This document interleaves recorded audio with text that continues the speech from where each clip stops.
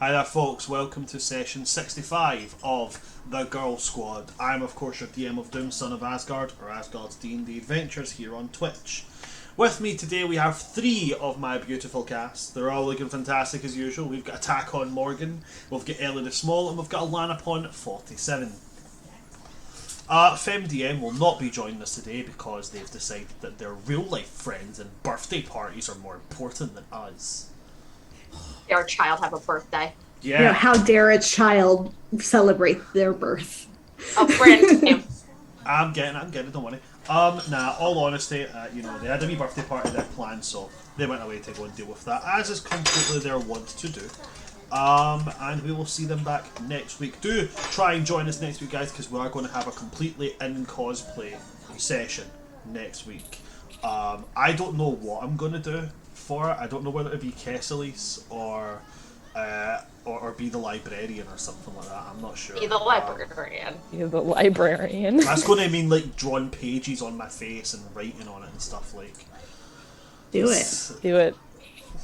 Do it. Yeah. Okay, Me Brad, and Morgan are going to be totally painting purple. ourselves. I'm gonna be fucking green. purple. If we can paint ourselves colors, you can draw some pages. I'm gonna have to draw an intricate design on my forehead and nose, and possibly my cheeks. I gotta figure that out. Everyone's making sacrifices. Fine. Okay. Fine. You just have an entire arc to like run for us. It's fine. It's fine. Just also do this thing. It's fine. Just also Dress do up these like my things. favourite NPC. Also write this. Also do that. Dance, monkey, dance. Dance, monkey.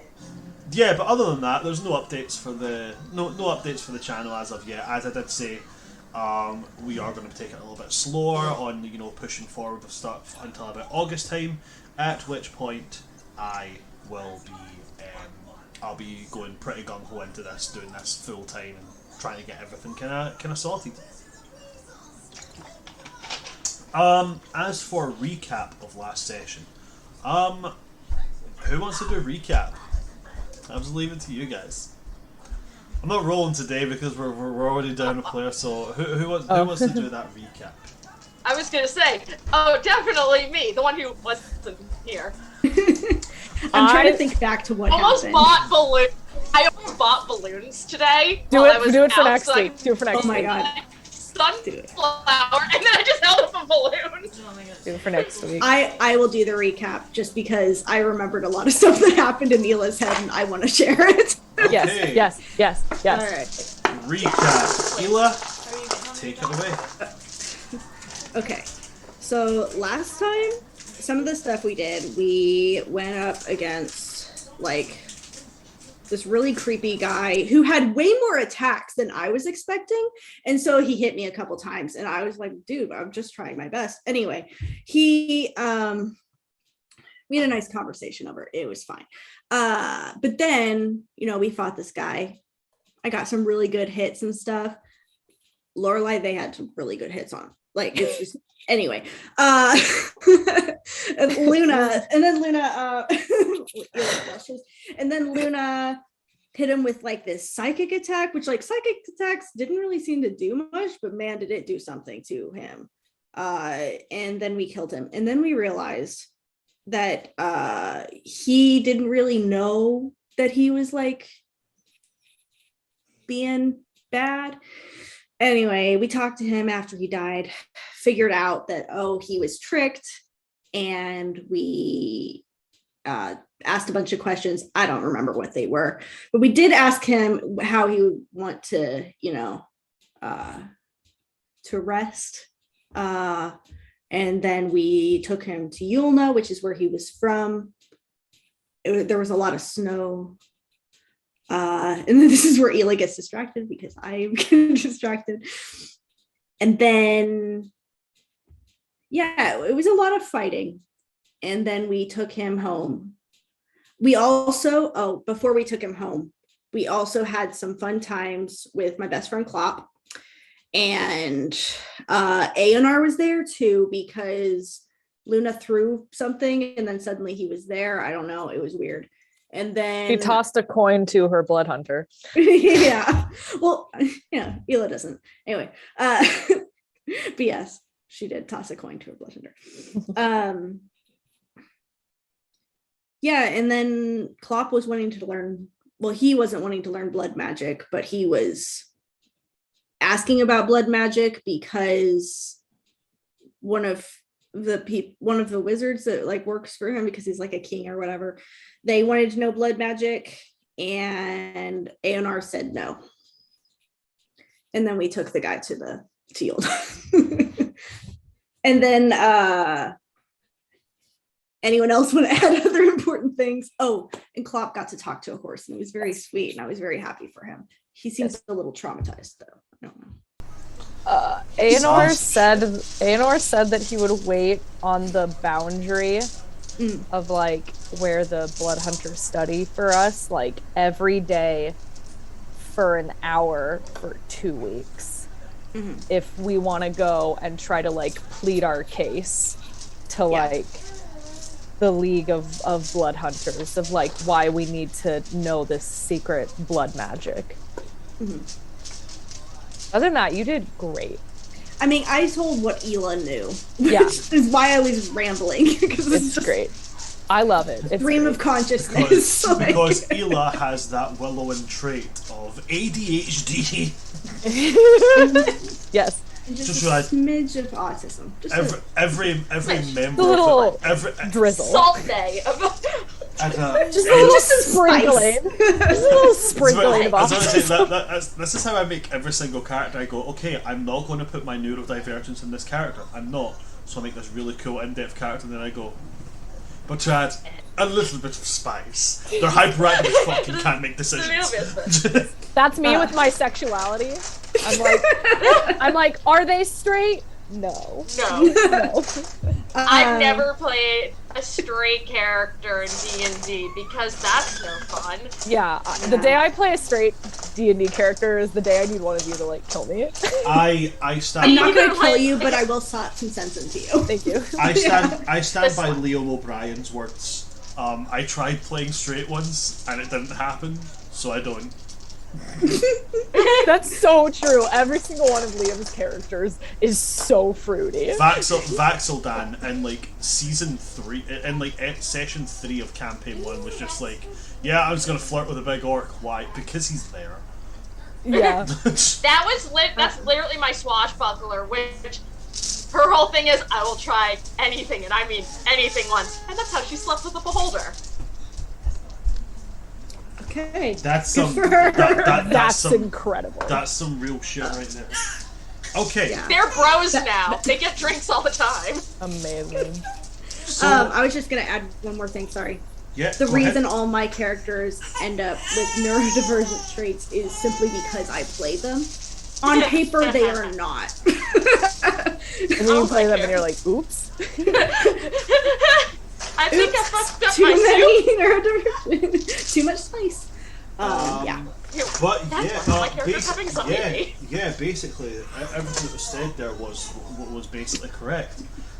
They did deal with the Scion and the Pestillent one. Turned out that he'd been tricked. They spoke to Ysara afterwards after realizing Nina had left, and Ysara basically. He confirmed that his wife had been acting very strange, and when he got there, his wife immediately attacked him. He was knocked out, he was unconscious. When they brought back the belongings to him, the bracers and the cloak, he gave them to Ela and said, these belong to people who worship Brenya. Mostly wood elves do that. You should take them back there and see if somebody more worthy. And then when it came to the oath bow, he released the spark of the Archon from there. To seek out someone else who would be worthy to carry on that. Afterwards, you guys, you pretty much spoke to Eonar, and Eonar said, look, I'll speak to the heads of the orders, but they're probably not going to do it. They're not going to share blood magic, because whenever someone gets blood magic, they always use it for the wrong reasons. So we did ask them also about, like, okay, what if you did it, and that was complicated also. Yes, because it would involve binding somebody, a blood hunter, to Kesales, and with blood hunters being so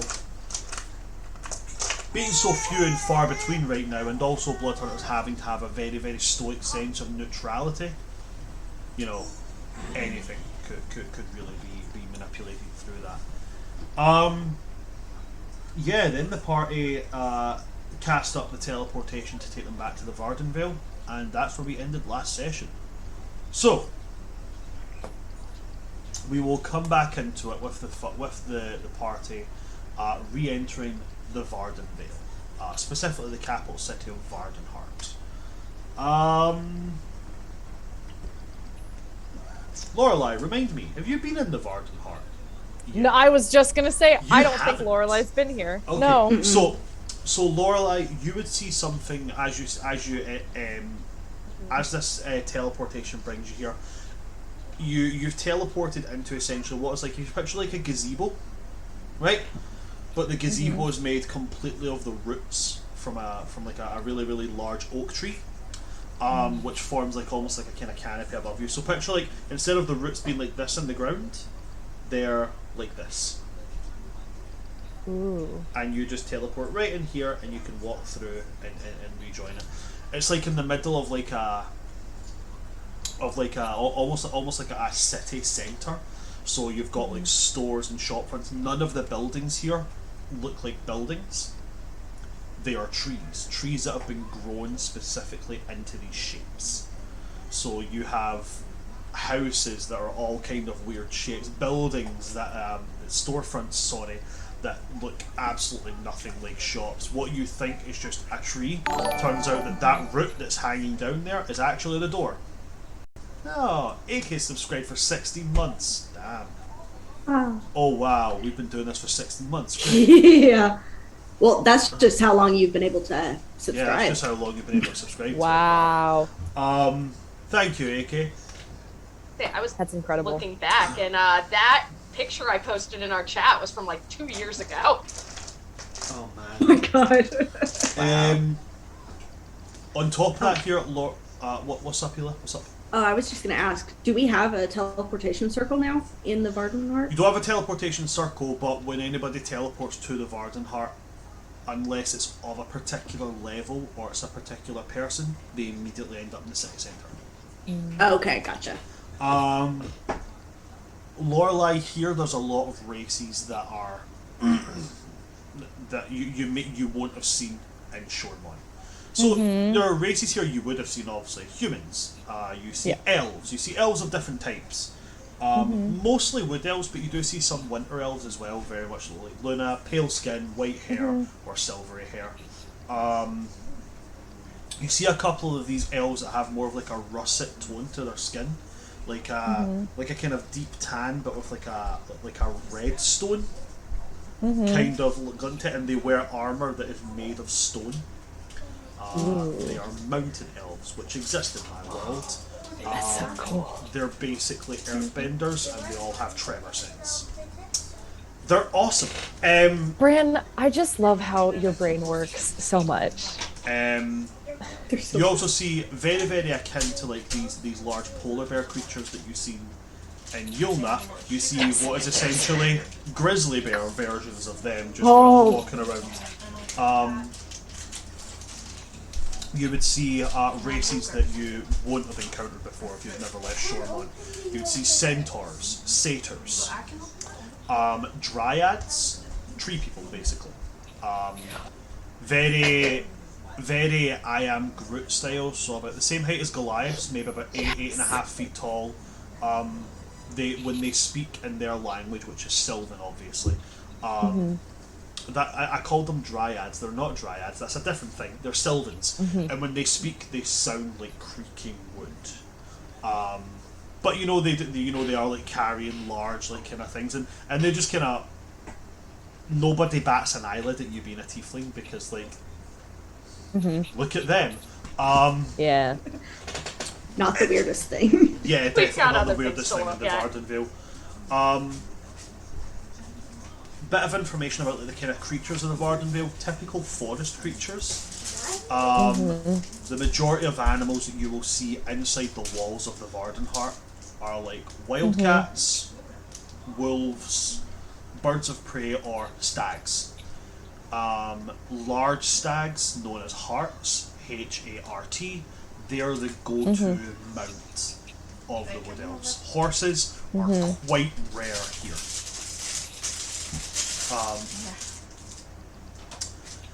Horses are very rare.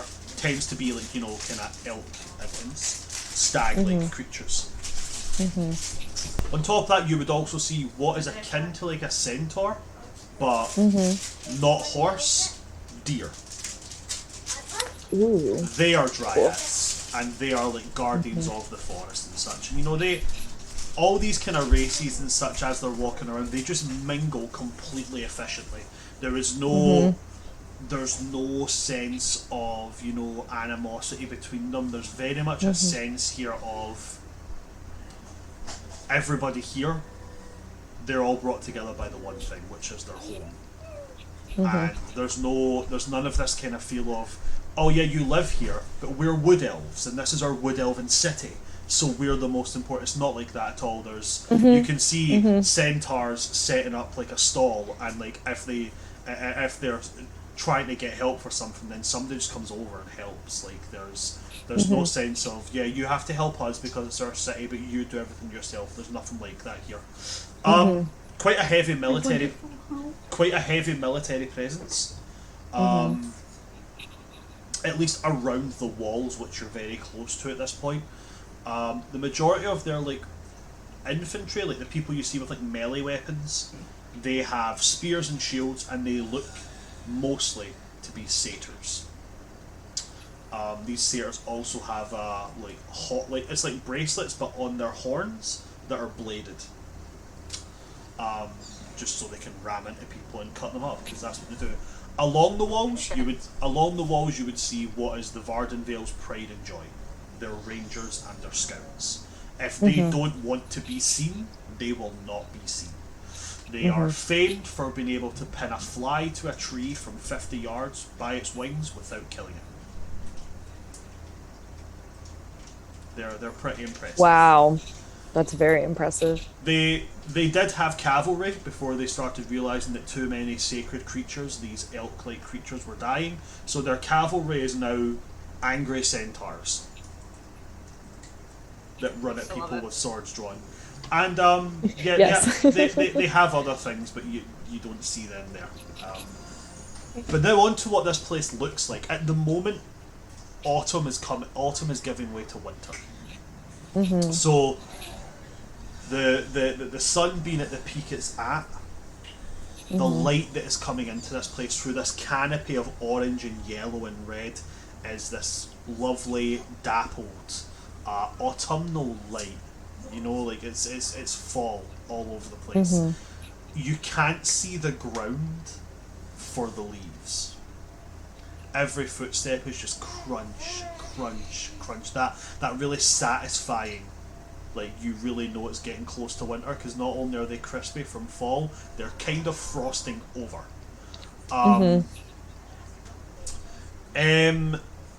Much like when you were in Star's Heart, where the entire place was covered with this canopy formed by this large willow tree, this one, the majority of this canopy is formed by a gigantic oak tree, right in the middle. It's huge all around. Picture like 50 redwoods all just clumped together in one big mass. That's like this thing round. It is a veritable fortress in and of itself. Where you come out, you would also see there are, as I've already said, there are winter elves who are all about knowledge, and they're leading a school of young children who are magic users, teaching them how to use their capabilities. And as it's your first time, Lorelei, can you roll me a perception check and see if there's any small details you'd be able to point at, you'd be able to find out. Okay. Oh, we got a raid as well. Hey, Dag Show, thanks very much for the raid. You caught us just as we're starting. Oh, thank you. Let's see, perception. Perception. I got a 9. You got a 9. 9. Fantastic. With a 9, you would actually notice one thing in particular. There are 2 elves. Very obviously wood elves. You can tell wood elves tend to have, kind of not like tan skin, but like a bit of a coppery tone to their skin, as well as their hair tends to be light brown, auburn, or red. The Willow Winds are very famed for having incredibly vibrant red hair. Yeah. But you can see 2 wood elves huddling around this sapling, and they're singing to it. And they're singing in specifically the wood elven dialect, which to my mindset sounds a bit like Gaelic. And as they're singing to the sapling, you can see it growing like excessively quickly until it starts to form these building-like structures as it grows. And this is how wood elves grow and build. They sing to the forest and they ask their ancestors to give them what they need. And their ancestors who make up the living part of this forest go, yeah, cool, fuck it. I love that. But yeah, that's what you'd notice as you step out. Sunflower, Ela, you guys see this every single day. Like, you're no longer impressed by these shenanigans. Lorelai is just like star eyes, like jaw open, just like takes a couple steps and then stops and just looks around. So like if you guys have somewhere to be, you're gonna have to drag them because they're just like. I like to think Sunflower like hits her head on this one particular branch and she's like, every time! I want to imagine that branch is only there whenever it knows Sunflower's about to walk through. It's like, it's this branch's way of saying a hi, but every single time she's like, ow. Yeah. What this branch does, what you don't realise is that this Sylvan is actually giving you a high five. You just keep missing. There's one Sylvan that likes her. And does it say something every time? And it's just like, every single time. Duck. Because if so, Ela would hear it and understand. It's one of the admirers that Sunflower is not aware of, and she's just completely oblivious. I mentioned before. Yeah. He's just like, hello, darling, and she's like, ow, my head. I really like you're a really cool person. I think, oh great, I've slapped her in the face again. Oh well. I really just wanted some flowers, but okay. Yeah. Lorelai is just she like. Just can't understand it. Lorelai is just very much in awe and would just like turn to look at Sunflower and Ela and be like, places like this exist? This is a real place? Ela is holding her tongue because she wants to be sarcastic so bad. Sunflower's just like nodding. She's like, as you're saying that, as you're doing the whole, places like this exist, a voice will speak from behind you and be like, well, if it doesn't exist, then we're all basically figments of imagination, which means that I'm really uncreative. For a second, Sunflower's like, wait. Yeah,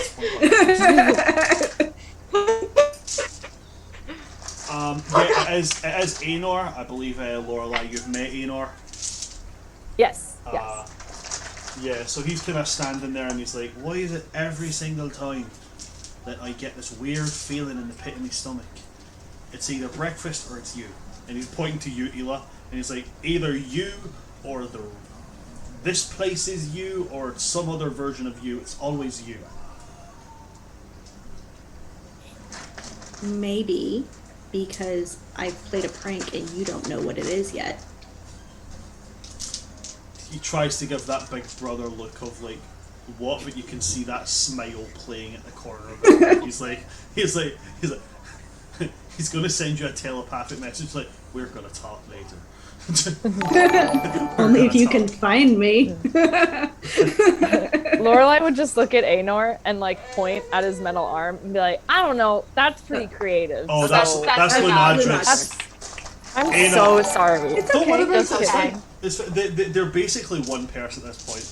Yeah. They're pros. They're That's the best right, of 'cause pros. Have you ever seen that Scrubs episode where they sing that song? It's guy love between two guys. Yes, that's It's Yes. basically Eonar and Monadris. Okay, never mind then. The I only man retract that's that. ever been inside of me. Listen, my arm was stuck. Okay, I had to get it out. You took out my pen. But yeah, So Eonar is Eonor's Ela's big brother. He's highly Yes, intelligent, yes. but very dumb. Yes. No, so then The Lorelai would just fiance of yeah. Luna. Yes. Lorelai would just look at Eonar Right, and right. be like, I don't know. I think whoever made you was pretty creative because you're really different than anyone I've ever met. So, and then Lorelai would be like, I haven't really met that many people though, so I don't know what that really says. Ela's just gonna look at Eonar and then back at Lorelai and be like, do they know that we're basically the same person? Like, It's a running Willowin trait. Like, the good ones are always the exact same people. That's just exactly how it goes. He's going to then look at you, Lorelai, and just goes, all this proves is that you have really good taste. Oh, I mean, I haven't tasted many things, so I don't really know yet. But Protect Lorelai at all costs. Protect them at all costs. goes you over. have- Goes over the head. Lorelai, you said you haven't tasted things. I know that's not really what we were talking about, but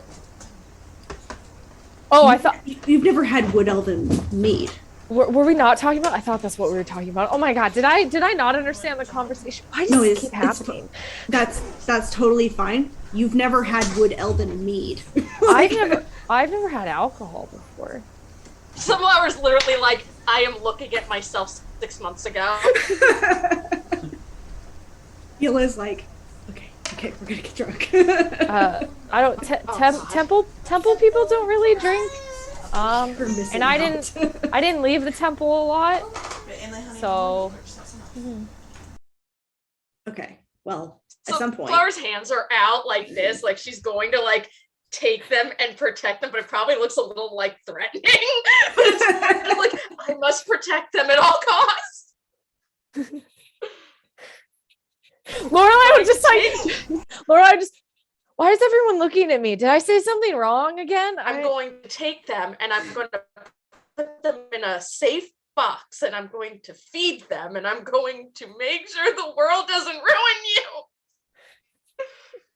They've been in a safe box their entire life. Let them live their life. All right. So, Just like with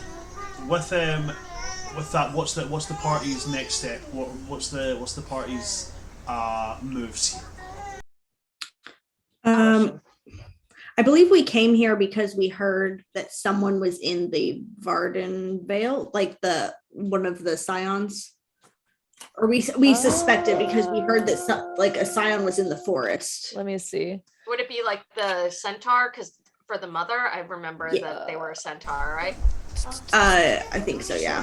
Just a little moment, guys. I need to go see Tash. Just a little moment. Yeah, no worries. The mother Scion is in the forest. The bloody one Scion is in where we just were. Yolna. Yes. Yeah. Yolna.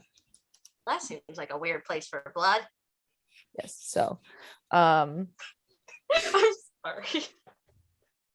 Yeah.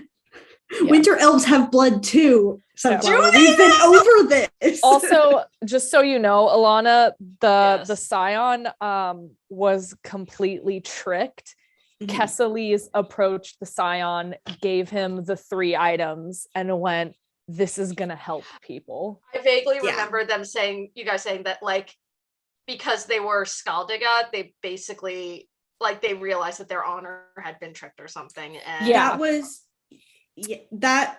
what you're referring to is specifically who the villains / anti-heroes oh god, defeated. that was something else we were talking about. Oh yes, that Which was we on don't know the- that in character. Also, the end credit scene. Yeah, I was there for that. Okay, because that was wild.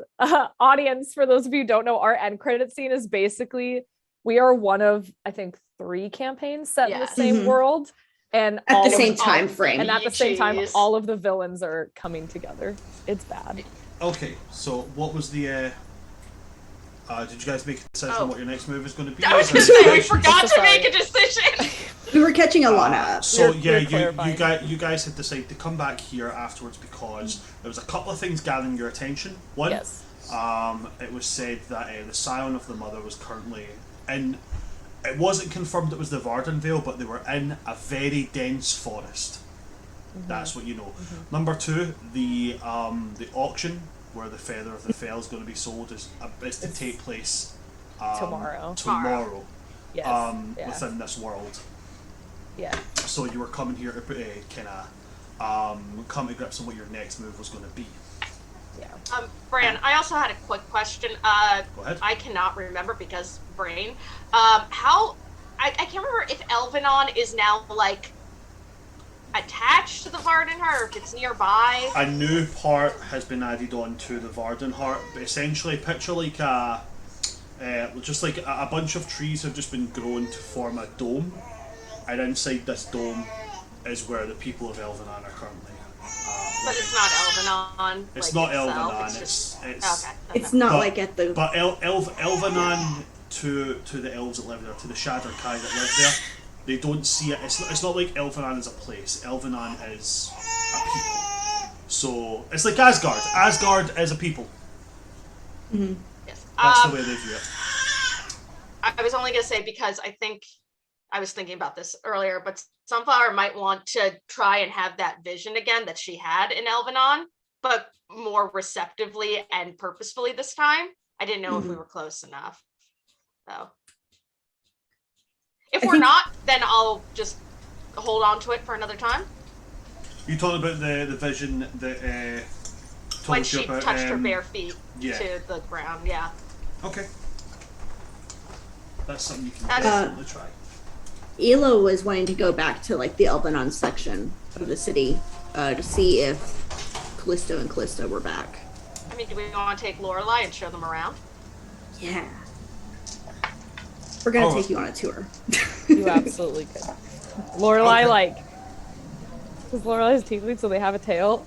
The tail will just start like wagging. That's the cutest thing! Adorable. And they're Oh, I just love like, them. and they're just like, yes, please. I would really like that. Sunflower is going to be a little like parenty right now, and what she's going to do is she's going to use Druidcraft to create like a little vine to tie to Lorelai's wrist, just to make sure they don't like walk too Lorelai far. on a fucking leash, like a child at a theme park. Sunflower's mom One of instinct the- just kind of went a little crazy. It's like one of those bungee cords. I used, Elo's just Make laughing sure her ass Lorelai off. doesn't get lost. I used to love those. I used to go run, then I'd be like Scorpion from Mortal Kombat, like get over here.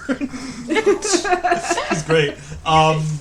Right, okay. So if you guys are heading towards the Elvenon side of things first, you will be moving through this city centre. So as you move through, you would be able to see there is a very, very active marketplace here now. Loads of trade going on. You can see a lot more races here. Now you can see dwarves, Goliaths, you can see gnomes, deep gnomes, you can see all different kinds of elves, including what you guys would recognise to be some of the rainforest drow. They seem to have really come into their own, and there are several of these large saurian creatures with them. Lorelai, the drow had a civil war, and now there's 3 types of drow.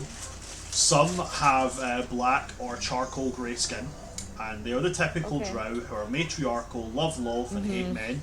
Then you've got Yes. the Starlight drow who are all about like, yeah, we just chill out in the dark and Yes. like twilight all the time. And then you've got the other ones who are rainforest drow, whose skin is now from pale to dark forest green, and they talk to dinosaurs. Incredible. They live Making on an island Alice a which is dinosaur basically an island which is basically East Lanuvar. I need one of these yet so that I can have a pet dinosaur.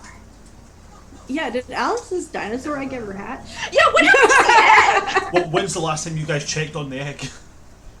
I don't know. It was probably with Alice. I don't know. She's been unconscious. But yeah, so you do see would these. Nadris would have been in charge of the egg, I think.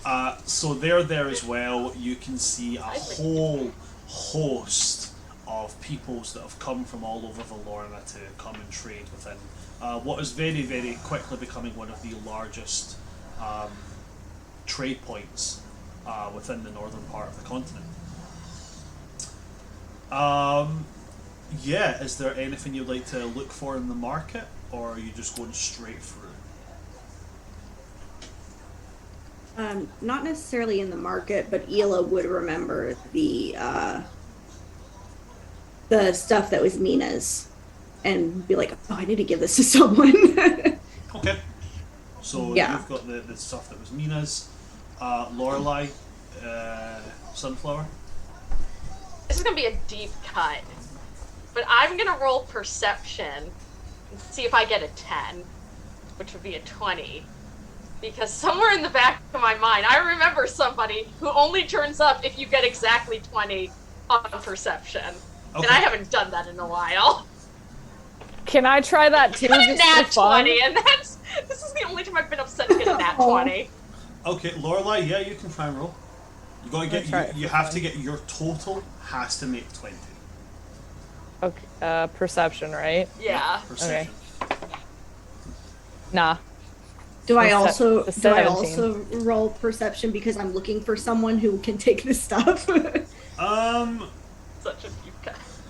That would be because there's a technique that there's like an actual That would be specific investigation, thing right? that would be an investigation you'd be looking for. I'm afraid there. Okay. Sunflower and Lorelei are just having a look around. You're like, there's a thing I need for this. That's investigation, I'm afraid. But I mean, you can roll the investigation if Okay. you'd like. 21. 21. It would have been a 20 on the perception. There is in fact Okay. a very, very large thing that you can see makes you go, might be there, maybe, slightly. There's a temple to all of the elven gods. Is that new? Nope. Guys, just never Just check. Notice it. Notice it. Ela's still gonna say out loud, is that new? Did you see that before? Every you single have it. every single person you say that to just go, no. No. It's been- Always been here. It's always been here. It's it's a big part, a major part of the city, but it's okay. Nobody needs It's a to. big We haven't part had to of go wood there. elven culture. Yeah. And it's really But We it's haven't had alright, to go it's there, alright. so it doesn't matter. It would be Ela that's just like, oh, okay, that's new. Alright.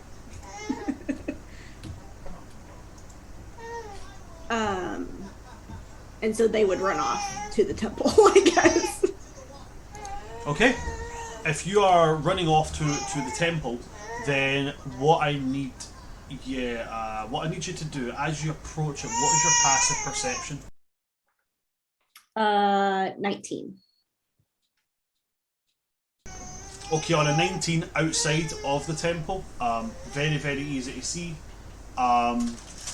There's a couple of priests milling around, sweeping up and such. The temple has no doors; it is always open. Hey, I've got stuff for you guys. I know you serve like all the elven gods. Like, does that include Brenya? Like, I just like Every god awkwardly except hand that this one. They'll kind of look at you like they can tell you're a wood elf, but they're like, what kind of a wood elf doesn't it? Yes, Baran being one of the principal deities of our way of it. Yeah, what? You would and then- probably know that this is a willow wind too. Like, well, that's what they're doing. They immediately see your hair and go, has to be. Do you know what? Better not to even question. Just don't. And they kind of they look at the items you give them and they're like, You have too much now. You've had one of them. where did you stumble upon these things? oh, that's a whole story. I can tell you, but it's gonna take a while. Remember how it takes your brain a wee bit, your tummy a wee bit to tell your brain that you're yes, full? we will. What is it exactly you're wanting to do with the? Are you donating these to the temple? I was told to give them to someone who would know what to do with them, and to give them to someone worthy. We will do everything that we can to find someone who will be worthy to wield these. Thank you so much. Is there anything we can do to return this massive favor that you have done for us? I don't know. Like I mean, like, I grew up knowing about like the elven gods and stuff, but I don't really know that much. So, finger guns, and she just walks away. I'll keep you Incredible. and then like shouts, I'll think of something. It's fine. I'll think of something and come back. I love this so much. Okay. The only way to leave a conversation. It's the only way Ela knows how to leave a conversation where she doesn't know what's going on. It's the only way a Willowind can leave a conversation.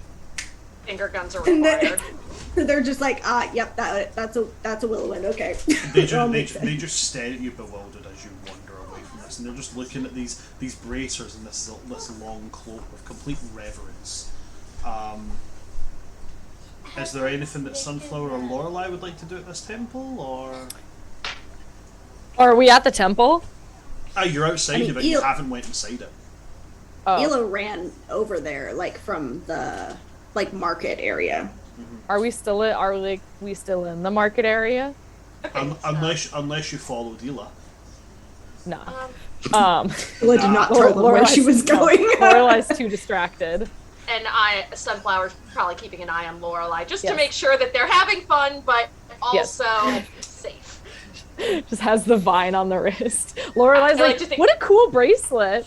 I like to think Sunflower's like growing like little flowers along it as she's like holding on to it just to make it a little more fun.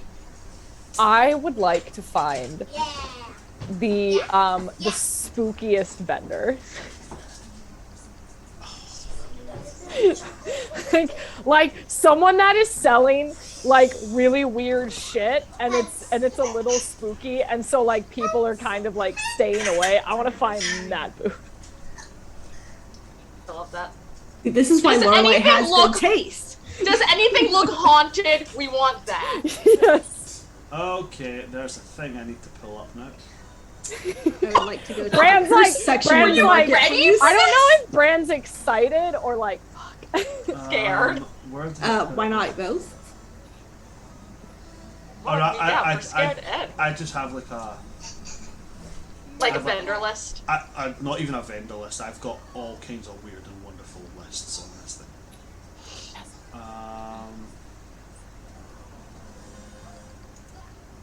Here we go. Right, Lorelei, roll me a d10. Let's see what you get. Oh, a D10. Roll me a d10. I have a spooky vendors list. All right. I'm gonna. Wait, That's no, so specific. There's my D10. I got a 3. You come to what is obviously like a pop-up, okay? Mm-hmm. There's a carriage outside of it, okay? The carriage is... Whenever you see these kind of things, you always think, oh, it's black with deep black metal. No, it's not.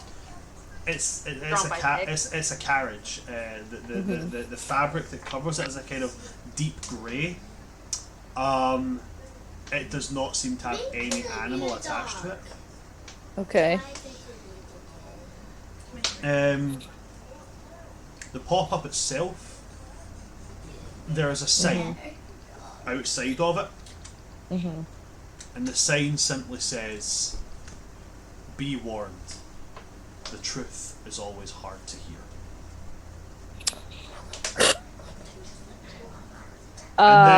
And then Okay. as you look, you don't actually see a building or anything. but you do see a faint shimmer in the air. Very, very faint. Would I know what that shimmer kind of means? Roll me an Arcana check. Alright. God, my rolls are like not it today. That's a 4. On a 4, nah, you would not Yeah. know what that shimmer is. I get a +0 because I get a +0 to my intelligence. And I mean, do I see this store? I'm assuming that Sunflower's trailing behind Lorelei, who has been drawn. I mean, to you this said Yes. you said you were Yes. holding on to the vine, so yeah. Yeah. And if you're Yeah. there, you can also make the Arcana check, or you can give Lorelei advantage. What do you think? I have a +1, but that's not much better. It's up to you. I guess I'll try rolling. Okay. Go for it.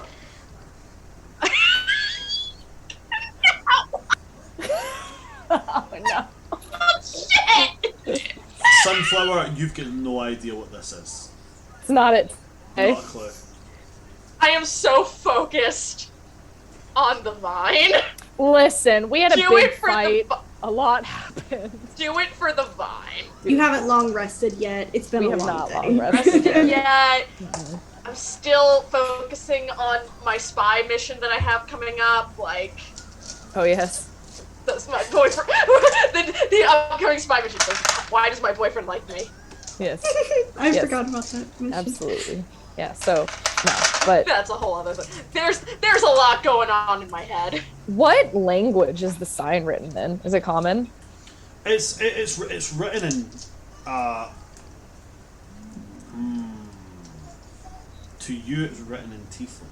Not Tiefling, Infernal. Oh, I speak Infernal. To you it appears in your mother tongue is technically common. Technically, yeah. Yeah, I so was to you it appears raised on. to you it appears as common. Interest. Can you tell me what the sign says again? Yes. Be warned. The truth is often hard to hear. Okay. I mean, like, no hesitation, nothing. Lorelei will walk in. And I follow because I'm holding on. As you guys walk towards this glimmer, it's a Leomund's tiny hut. And as you step in, Nice. there's this very, very small tent. Okay? You could maybe fit 2 or 3 people in it at most. Okay. Am I struggling because I'm tall? You'd have to duck to like get through it. And as you step in, there are in the centre of the room there is a table. There are 3 chairs. Sitting in one of the chairs is what looks like a humanoid. They have very, very pale skin.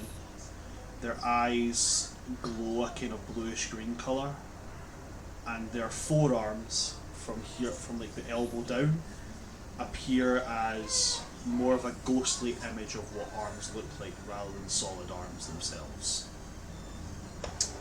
The air is exceptionally cold in here, and the noise that you can hear from outside disappears as soon as the flap closes behind.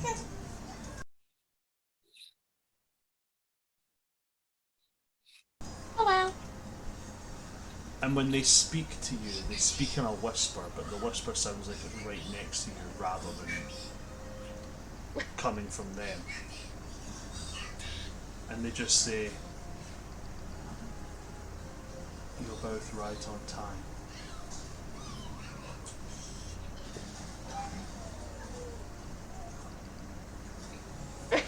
Lorelei's just gonna go, oh, thank goodness, I'm never on time for anything.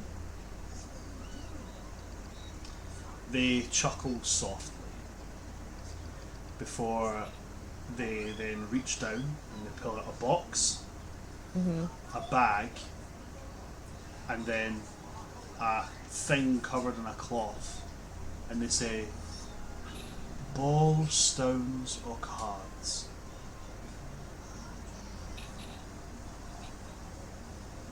Can you repeat the 3 options again? Ball, stones, or cards?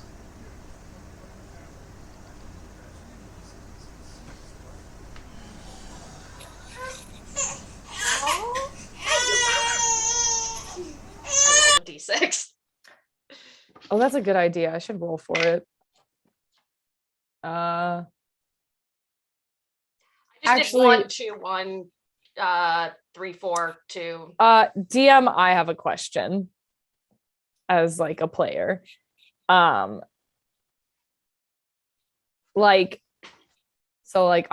crystal ball, tarot cards, I'm assuming. I don't know what stones are.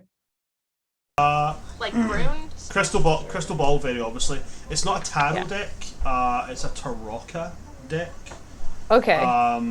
And the other one would be runestones. Okay. Would like images show up in the crystal ball?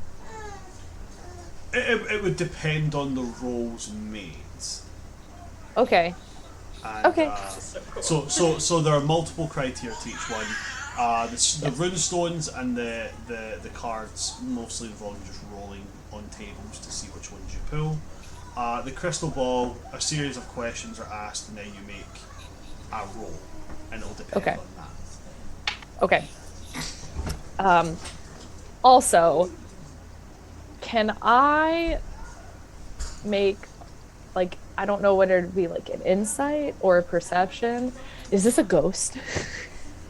Investigation. Investigation? I don't know, something. Oh, Animal it's a handling. ghost. Lorelai, I would like I'll give you a choice. Okay. You can make a religion check with advantage, Yes! or Mm-hmm. you can roll me a medicine check. Cody, can you throw me the baby wipes next to you, please? Let's see which one's better. Ooh, but I'm gonna go with religion because I get advantage. My medicine check is technically better, but I get advantage with the religion, so I'm gonna do that. Okay. Okay. 18. You know the effects and the appearance of a spirit, a ghost, a phantom, insert name of ghost here. You also know what somebody that has been brought back from the dead looks like. What you're looking at is a reborn. A body that once died and was brought back to life. Not always by the same method of like, necromancer, nah. Yeah. Sometimes it's just a freak occurrence that happens. Yeah. But they are definitely, one, a reborn whose lost limbs have been replaced with ghostly apparitions of them. Two, they're most definitely an undead. Okay. But like, Lorelai would know that it wasn't like through like necromancy, like necessarily. I mean, it's not somebody hasn't looked up and went, revivify, nah. But Yeah. they still were once dead and now no longer are. Okay. Interesting. All right.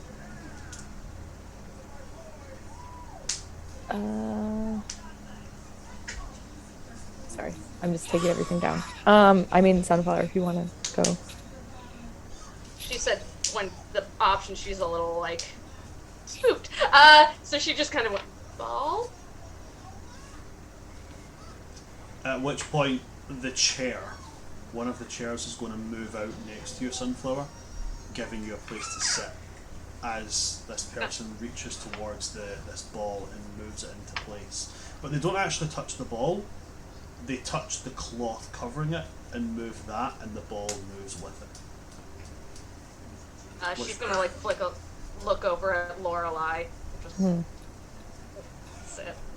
At which point they're going to take the cloth off and they're just going to look at you and go, now clear your mind and ask 3 questions. Any 3 questions, simply ask. Okay. I'm just gonna close her eyes and take some deep breaths. She's actually gonna think of the king's tree, because that's like her centered place. I'm just gonna like clear her mind. And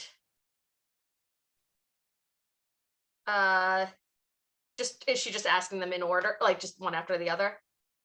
Okay, the first she'll ask is, what will I find north?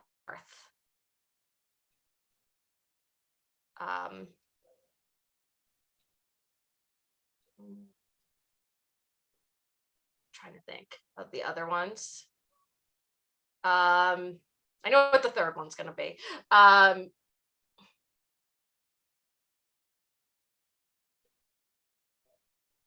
Can I still return to my commune? And the third question will be, can I still have children?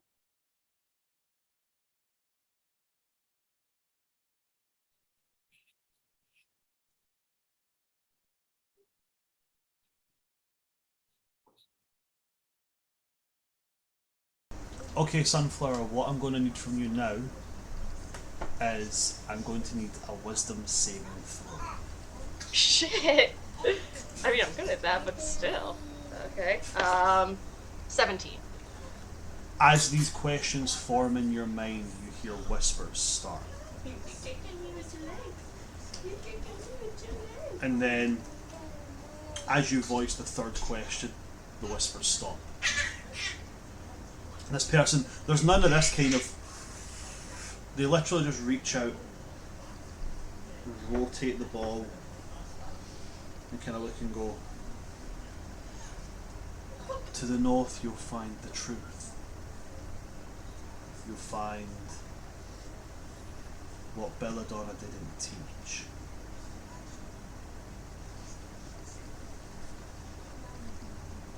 The place that you once knew as home is beyond the reach of your capabilities at this moment, but they're safe. And one day I see here that you'll see them again.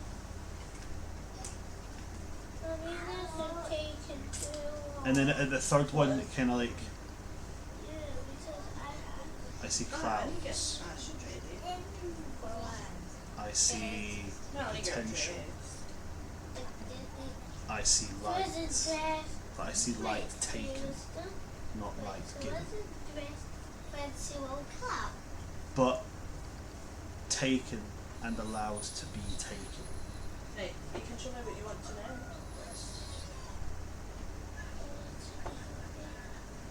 I would think that this is not something that has been taken from you. Something that can happen. Not necessarily will, but can.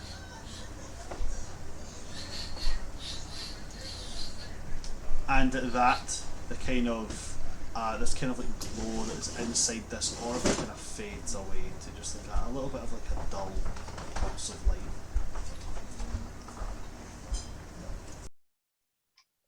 Yeah, her shoulders will kind of like relax actually a little. And she'll nod. And she'll get up and look at Lorelai and be like, that was spooky. Lorelai has kind of just been like standing there, just kind of like looking at this person and kind of like clutching their Raven Queen symbol on their choker, kind of not really sure what to do. They're going to look to you and they're going to have this little smirk, and it's like, it's a bit of a weird smirk. It's not it's a little bit, oh honey, and a little bit, and a little bit, I'm safe. And they're going to give you a kind of like, does the mother of ravens truly hate my kind so much that answers are forbidden? It's not so much hate, it's just you shouldn't have come back. That's not how this works. I agree. This was not a choice that was made by me, but a choice that was made for me. Who did it? He's going to just kind of smile at that one a bit and be like, are these truly the questions you want answered? I mean, I don't know. I have a lot of questions in my brain, and they're going like really, really fast, and they won't stop. And I just feel like I have a million questions for you, but I know that that's not probably why I'm supposed to be here. But I don't even know what questions to ask because all I can think about is what happened and why you were brought back and who did this, and do I need to go after them and tell them not to do that because they shouldn't do that. They're just like they're the epitome of the woman with like the math equation in the back. They're just like so many questions, and they're like, this isn't what is it? I will say that Sunflower will like put her hand on your back and like rub little circles trying to calm you down a little. Yeah, because like for those of you who don't know, one of the like main commandments for a follower of the Raven Queen is bring down the proud who try to cast off the chain of fate. So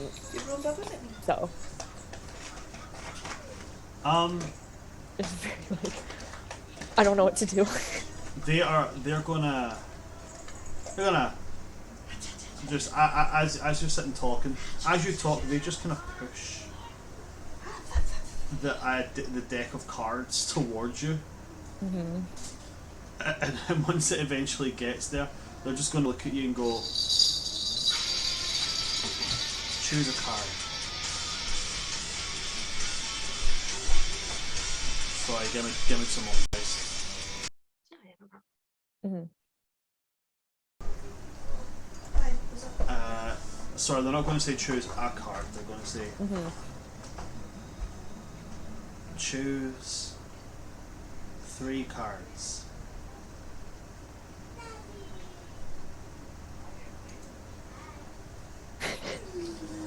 Well, I was gonna be like, but I don't know. Like, are the questions gonna be about you, or are they gonna be about me? I've never done something like this before, and I don't think you want to do a reading about yourself to a stranger. Or maybe you do. I don't know you. We're strangers. Lorelai, can you roll me please a d4? Yeah. They're just really overwhelmed, and they're like, I don't know what to do.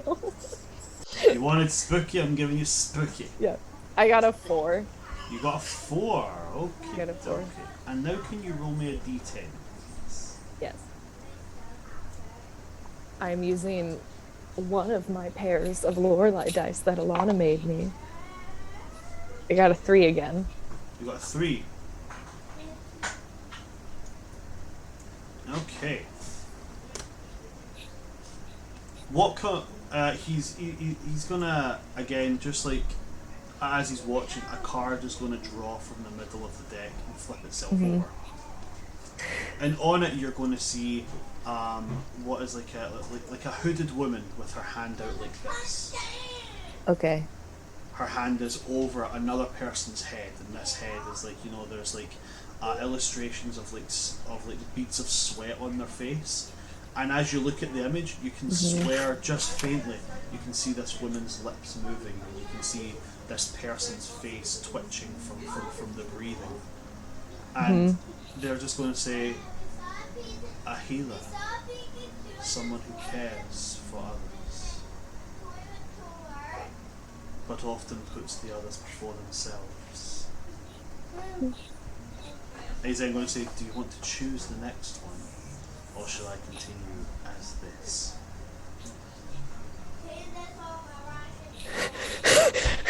Okay, first of all, is this reading for Lorelei or me? Because ouch.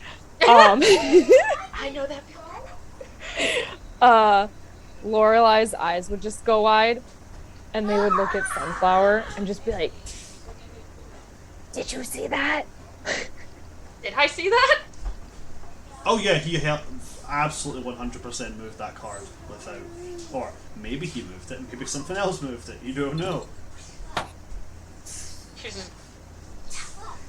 Lorelei's just gonna go, "It's so spooky," and sit down. Ela, be prepared. I'm coming for you next. Yes. So, is Lorelei going to draw the next card, or will this person draw the next card? A Lorelei would probably like hesitantly kind of sit down and then kind of sit and like look at the cards, and they're gonna close their eyes and pick a card. Okay, can you roll me a d4, please? Yeah, I'll use my other set. So many. 3. 3. What is going on? Do you need me to give a talking to those dice? And That's a 3 on D4 is pretty good. So on a 3, can you now roll for me, please, a d10? yes, 2. 2.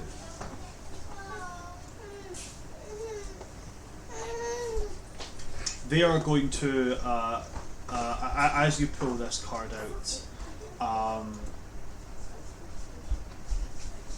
the imagery on this one is, it's All the rim cards. how to describe. It's again another woman on this card with a rapier thrusted out, holding on to what appears to be some kind of rigging, and you can almost see, you can almost hear the wind whistling behind her, moving very, very faintly. You can almost see the flaps of her clothing moving, and they're going to say, "Swashbuckler." Hold on, I'm really, really sorry about this, guys. No, it's You're fine. okay. Kid's gonna kid. Yeah.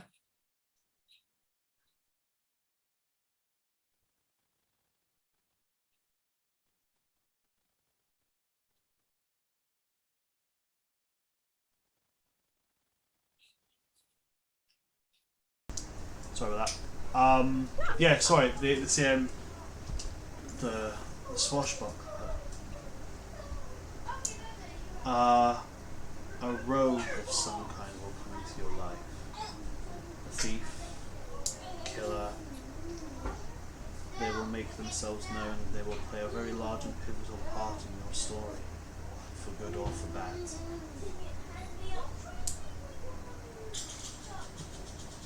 Sometimes the sharpest blade is not one made of metal, but one coated in words.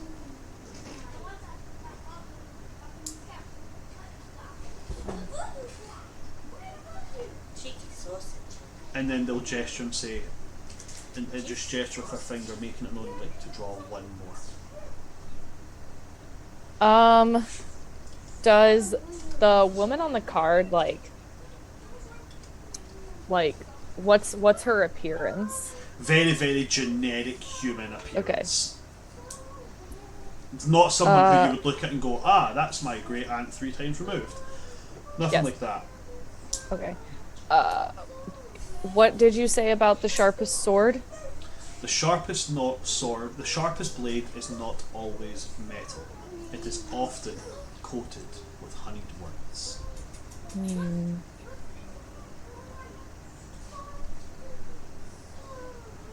Interesting. Okay.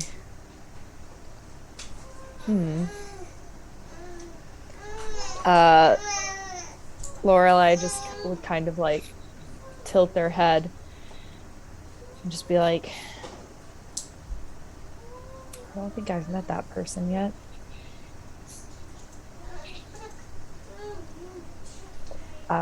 And will kind of take a breath and will draw the last card. Okay, again, a d4 and a d10. It's a 3 on the d4. And a d10. The d10, where is it? There it is.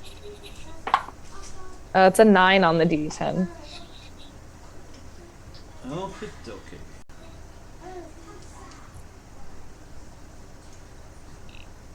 So as you draw this card has an elderly man on the front of it, like a furred collar on some kind of rope, clutching a chest to their like a coin chest to them. As around them you can see a depiction of like flames licking at the outside of a building. You can almost smell the wood burning coming from here. And they're going to say, the miser. In your future, there will be...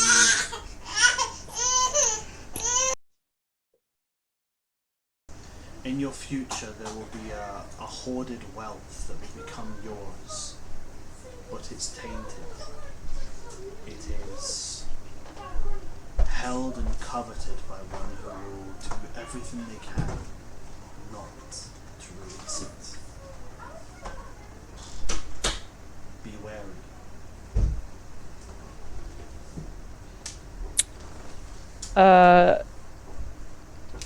Can you say the last part again? Yes.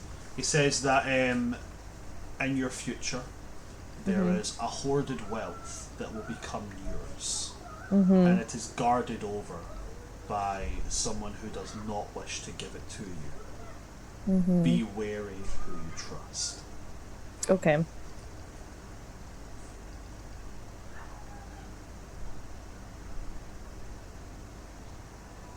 Sorry, I'm just writing everything down. Because this is cool. Or I would just kind of look at all three of the cards and then look up at this person and go, well, now I just have more questions. Sadly, there is only room for three. Sometimes the questions are not the ones that are voiced, but the ones created by the answers that we didn't seek, but that we were given anyway.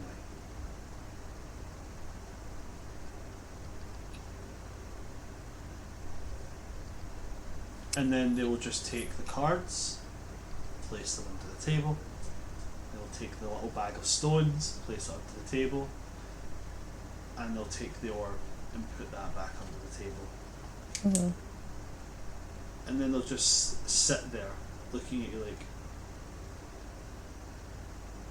is there anything else that you would ask? Anything else that... And they're going to kind of look around and be like, is there anyone you would like to speak to?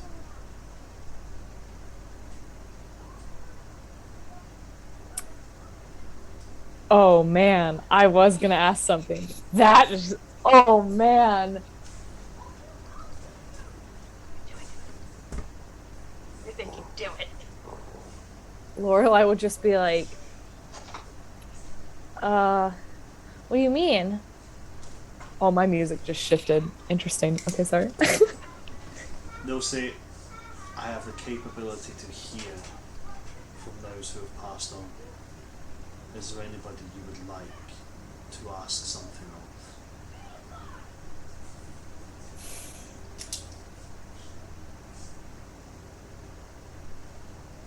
of? Lorelai would think for a second. And then be like, would like kind of like close their eyes and think. And then just open them. And then there's this look of kind of like sadness, but at peace with it. And they would just go, no. Because I know she's okay.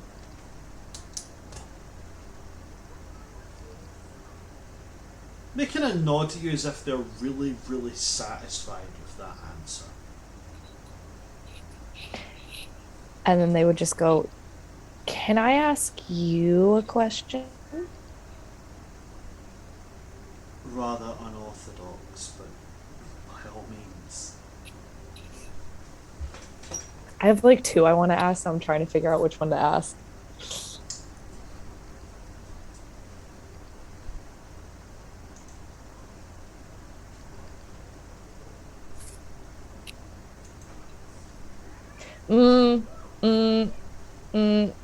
Hang on.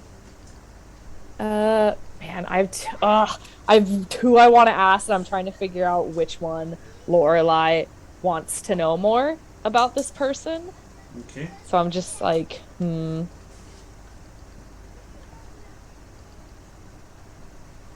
Okay, okay. I know which one. Lorelai would just kind of look at them and go, "Did you want to come back?"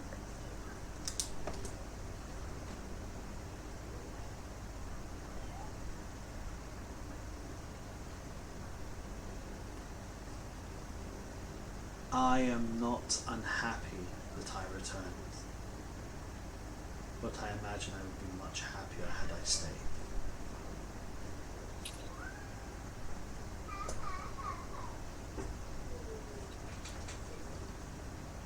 Interesting.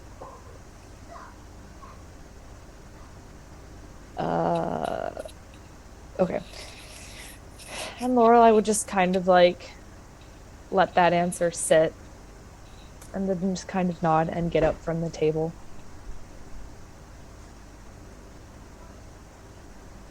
And look at Sunflower. And then look back at the person and be like,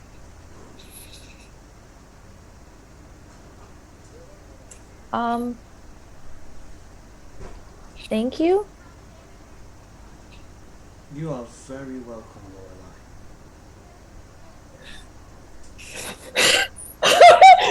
I didn't tell them their name! I didn't say their name! We never said her name!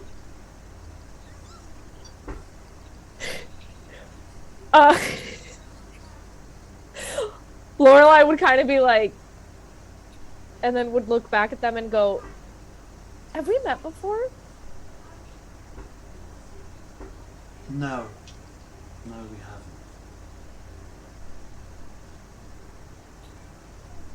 You are really good at just giving me more questions that are gonna keep me awake at night. Well, should you ever come up with 3, I'm always here. Sometimes.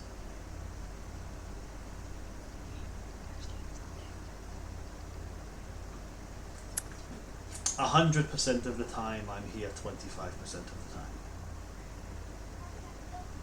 No, man. What does that mean? Hey, ma'am. He's gonna look to you, Sunflower, and be like, "And what about you, Sunflower? Is there something that you wish to ask? Somebody you wish to speak to?"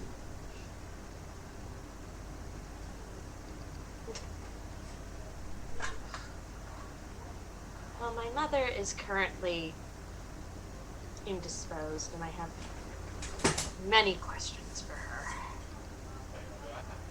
But I think I either need to find them out for myself or ask them of her face to face. Again, they look really satisfied with your answer, and they're like, "Then I bid you both a very good and calm journey to your next goal."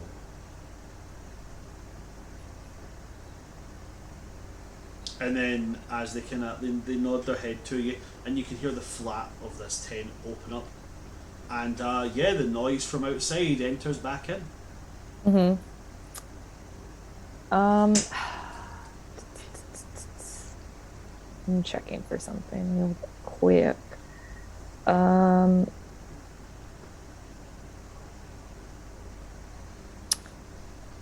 Lorelai would just take out a piece of parchment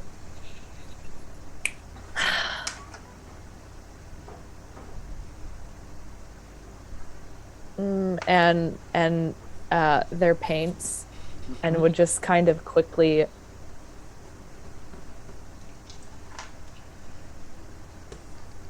paint like a skull that's partially cracked, and there's sort of like what's the word? I don't know how else to describe it, but like Gothic style kind of like flowers and plants sort of starting to sprout out of the crack in the skull and would just kind of hand it to him and just kind of look and go, sometimes there's beauty in death. And I think you understand that. He puts his hand on it and kind of moves it so he can get a better look. And he just smiles. He's like, "Thank you very much."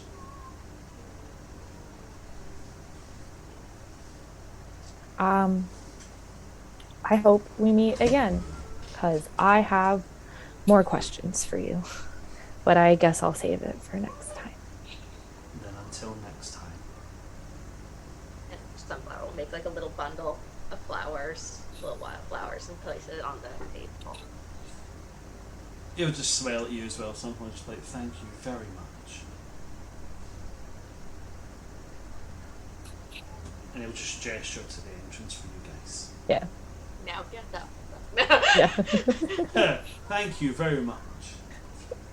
Yeet! Get out. Yeah. Kobe. Do you guys leave? Yes. Then as you guys leave, we're going to take our break there. Ela, when we come back, we're going straight to you. Yeah. Oh, dang. Super. Yes. Yes. Yes. Thanks to everybody that's watching. Please stick with us. We are going to go and take a 15-minute break just now. Guys, I do have here, close enough, it's going on 10 to the hour. If we can be back here for 5 past the hour, that would be great. Ready to roll and get cracking on with the next part. Alright? To everybody here, please don't go anywhere, and we'll see you back after the break. Don't go anywhere, folks.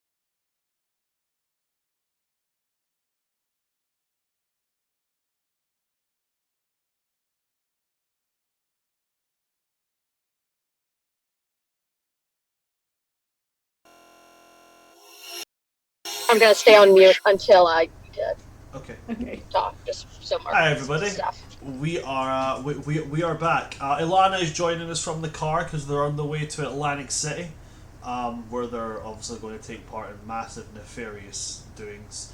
I imagine there will be a police manhunt on the tail of them within the next 12 hours. As is the way. With Atlantic City. This is the way. But after dealing with Lorelei and Sunflower's foray into speaking to those from the other side, we're going to go to Ela. So Ela, you've lost Lorelei and Sunflower. Luna has made her way directly to the palace to deal with stuff there. You're now outside a temple after having handed in these items. What's Ela's next step? Is there anything that Ela wants to do? I know you said you wanted to go to Elvenon. Yeah, I was planning on going to Elvenon. So I'm imagining that Ela just like finger guns away from the temple and then turns around and sees that her friends are gone and is like, I have been left alone. And I don't know what to do with this. And so then she's just gonna like look around and be like, where the fuck did they go? Like, I left them for like 5 seconds. I don't understand. Is this what Sunflower feels like all the time? No, that's just Ellie making fun of it. But Ela would probably honestly, she would probably just continue on to Elvenon because it's like, well, maybe they went without me. I don't know. So just continue on to that part of the city. Okay. As you make your way to that part of the city, getting there is much more second nature to you now. You start to just get this feel for where it is, and as you approach the kind of like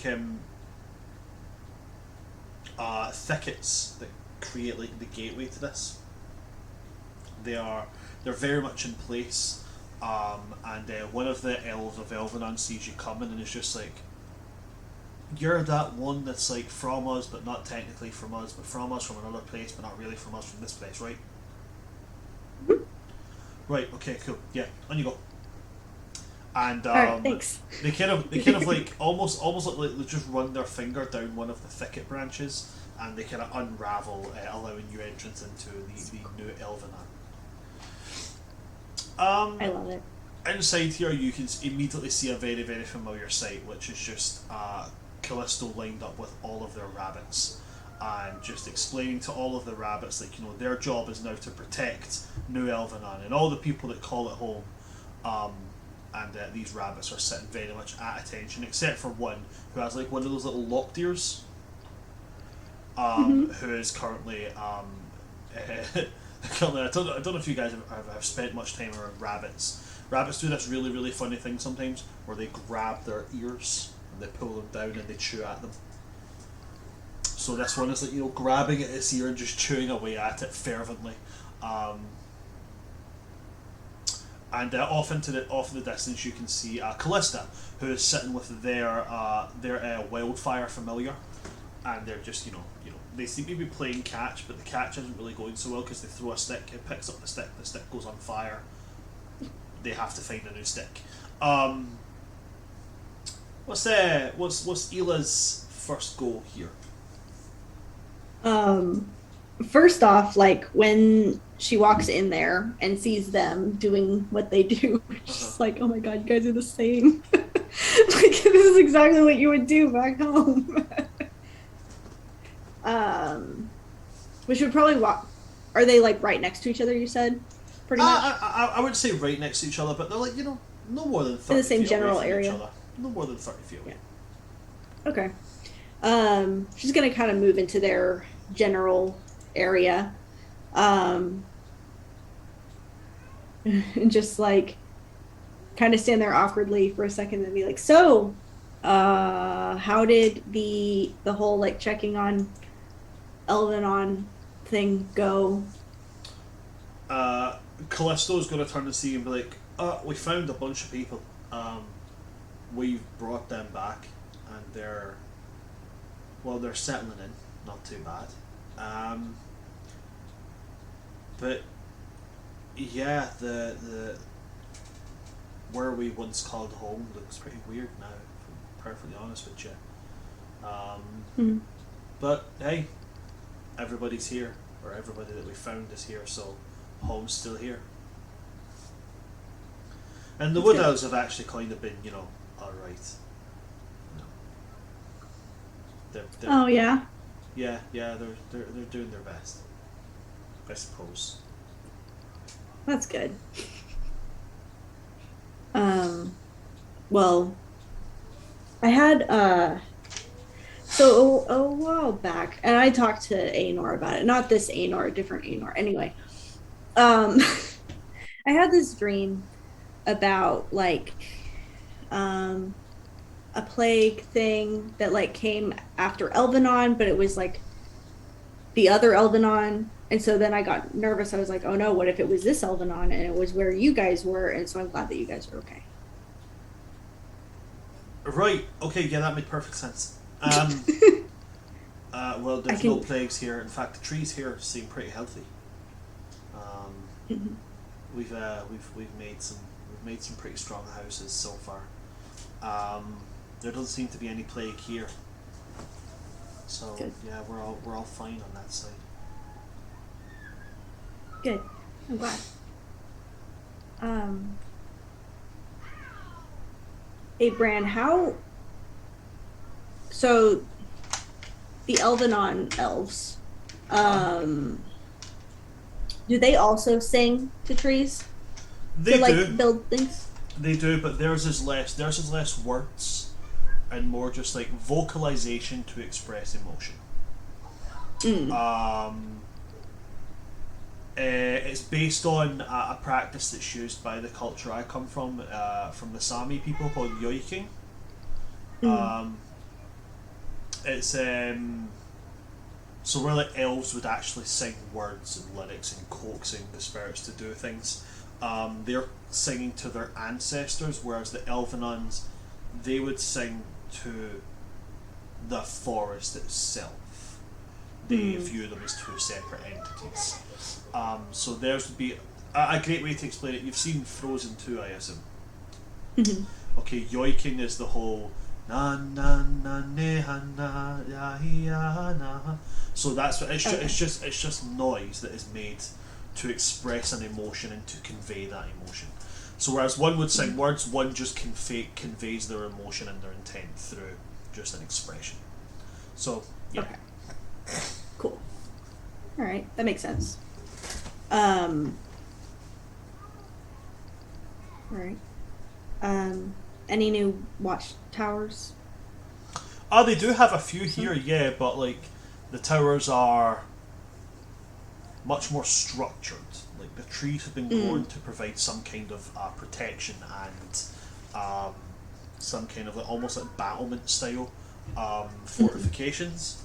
They seem to have built what is essentially a little town inside of a city, but it's also like walls within walls. It's like a fort inside of the city. It's a gated community. Yeah, essentially, yeah. Okay, cool. All right. In that case, it would kind of like look around at like all the stuff that's kind of developed and everything, and then be like, "Well, you still don't trust me?" You're kind of becoming trustworthy, but there's still some of the rabbits that don't like you. Ila's gonna look down at the rabbits, just like glance at them. A lot of the rabbits are giving you this really kind of staring eye. One with the locked ears just kind of looking at you like, "Who are you? Are we supposed to know you? Are we supposed to know this one? Is this one of the ones that we like? Is this one of the ones we have to take out? Is this the one that's scared of us? If it's the one that's scared of us, I really want to scare them again. It's not the one that's scared of us? Oh, okay. Hi!" Okay. If rabbits could roll their eyes, all these rabbits would be like, "Oh dear fucking god, shut up." God fucking damn it, Jerry. God damn it, Jerry. Every swarm keeper I ever make is going to have 13 creatures at their beck and call, 12 with great names, and a 13th one just called Jerry. Fuck's sake, Jerry. And that one is convinced its full name is for fuck's sake, Jerry. Yeah. 100%. Yeah, I love it. Okay. All right. Well, I'm glad that I'm becoming more trustworthy. Even if your rabbits don't believe it, though they don't look like they know who I am, so I don't know. They are incredibly intuitive creatures. Ela looks down at them again, like, gives you the stink eye. okay, sure. You say so. How's Jerry doing? He's gonna kind of then glare at the one with the long hair and just go, "Fuck's sake, Jerry."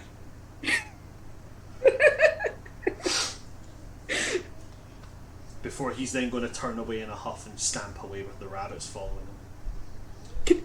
And Okay. Callista's going to wander over and just be like, "Was he always so easy to wind up in your version of us as well?"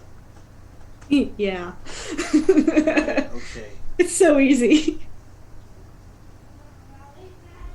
Yeah, you and I used to pull pranks on him until he got frustrated and left with all his rabbits. And then we would set up another prank for him for later. He hated it. It was hilarious. Your brother, but not actually your brother. This version of you's brother, but not your version of you's brother. He talks a lot about pranks as well. Is this like a family thing? Oh yeah, pranks are great. Do you guys not do pranks? I mean, every now and again, I'll leave something sharp in his bed so that when he goes to lie down, he, sticks himself. I mean, that's kind of like a prank. Kind of like a joke that you do. It's kind of like a... Speaking as someone... It's kind of like a prank that you say. Like, yeah, I helped my brother... Well, no, I helped my brother-in-law.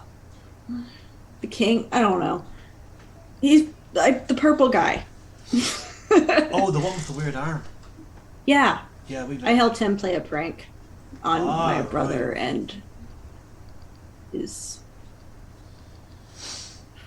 friend. Ela gets real awkward. He's like, can't say fiance because I'm not supposed to know that. Yeah. So, I need to ask, what brings you back here?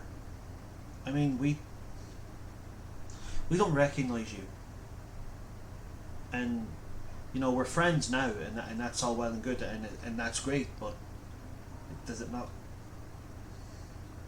hurt, like coming back and people you apparently know not knowing you? It does, but everyone, or I guess most of the people here don't know me. Like, they recognize that, they recognize the red hair, and they recognize kind of who I am, but they don't know me. But I don't know. You guys are still kind of the same, even if you don't remember me or know me. It's comforting.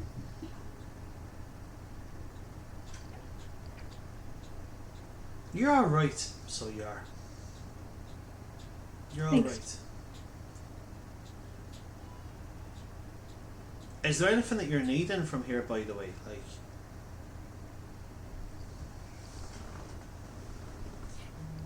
is there anything that you need? Anything you need us to do, to say, to pass on, to get you? Is there anything that you came here for, really? I mean, I just wanted to make sure you guys were okay. I told Callista about this dream thing I had, so I wanted to make sure that it didn't hit you guys. No. I think it's okay. No, it hasn't Yeah. yet. We sent out some scouts into the forest just to keep an idea. and keep up the perimeter, but, you know, nothing yet. Yeah. Yeah.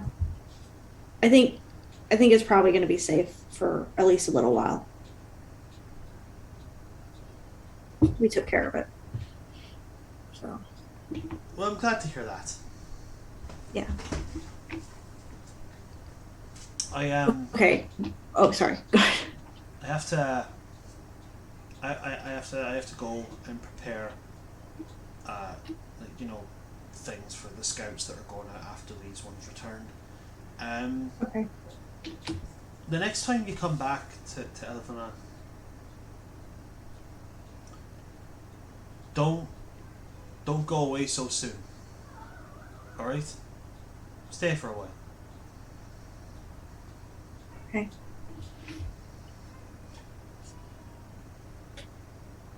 And they're going to kind of, yep, and then they just turn and walk away. Okay. And then Ela is going to turn and wait outside the gates of Elvenon, I guess, because they didn't see Sunflower or Lorelei in there. Okie dokie. Sunflower and Lorelei, the entrance to Elvenon and the entrance into your little demi-plane area of weirdness right now, your little lane's tiny hut. They happen to be fairly close to each other, actually within about 80 feet of each other. So as you guys pop out of existence and as Ela pops out of the entrance to Elvenon, you can all see each other.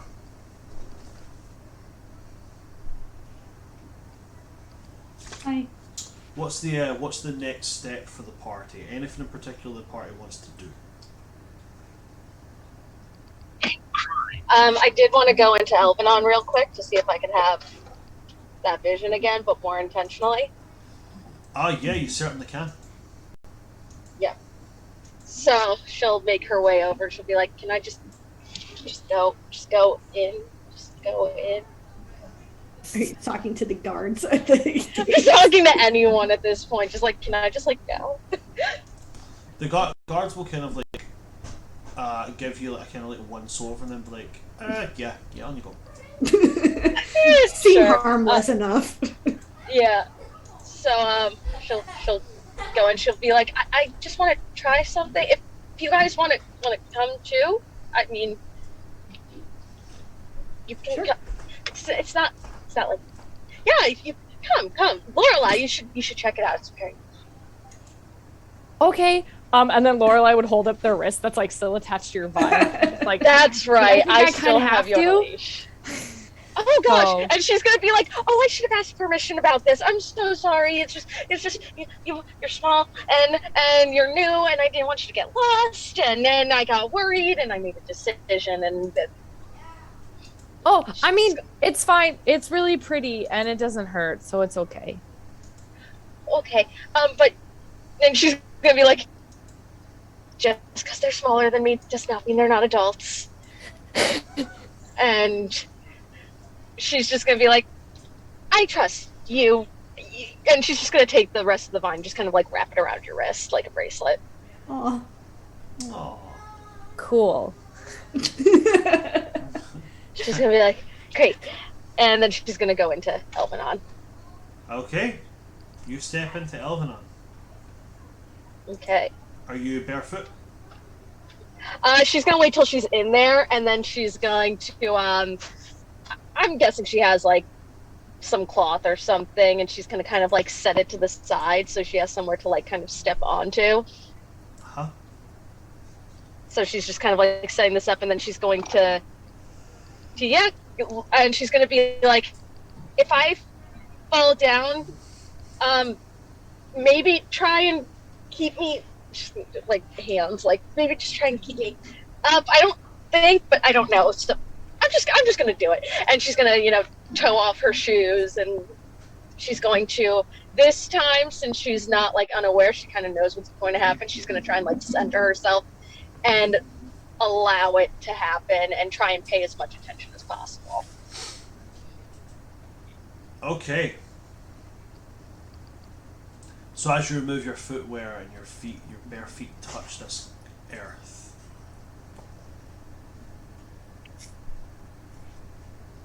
you get that kind of very familiar feeling once again of being dragged away into something.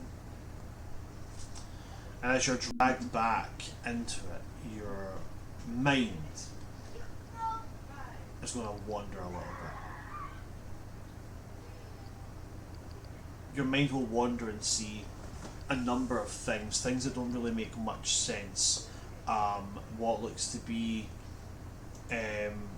orc-like humanoids standing next to volcanoes, mountains, standing next to large bonfires, standing on plains with the wind howling around them, standing next to water where the waves are beyond the size of any house you've ever seen.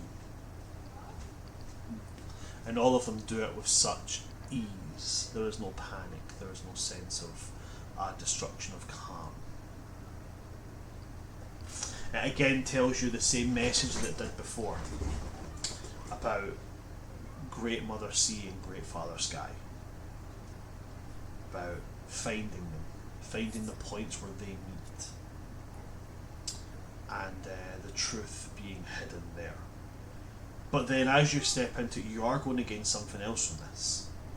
You are going to gain what is evidently the sounds of someone in the last kind of parts of giving birth. And you're going to hear a very, very gruff tone in Orcish. And then a slightly more feminine tone, but still pretty gruff. Orcish is a pretty harsh language.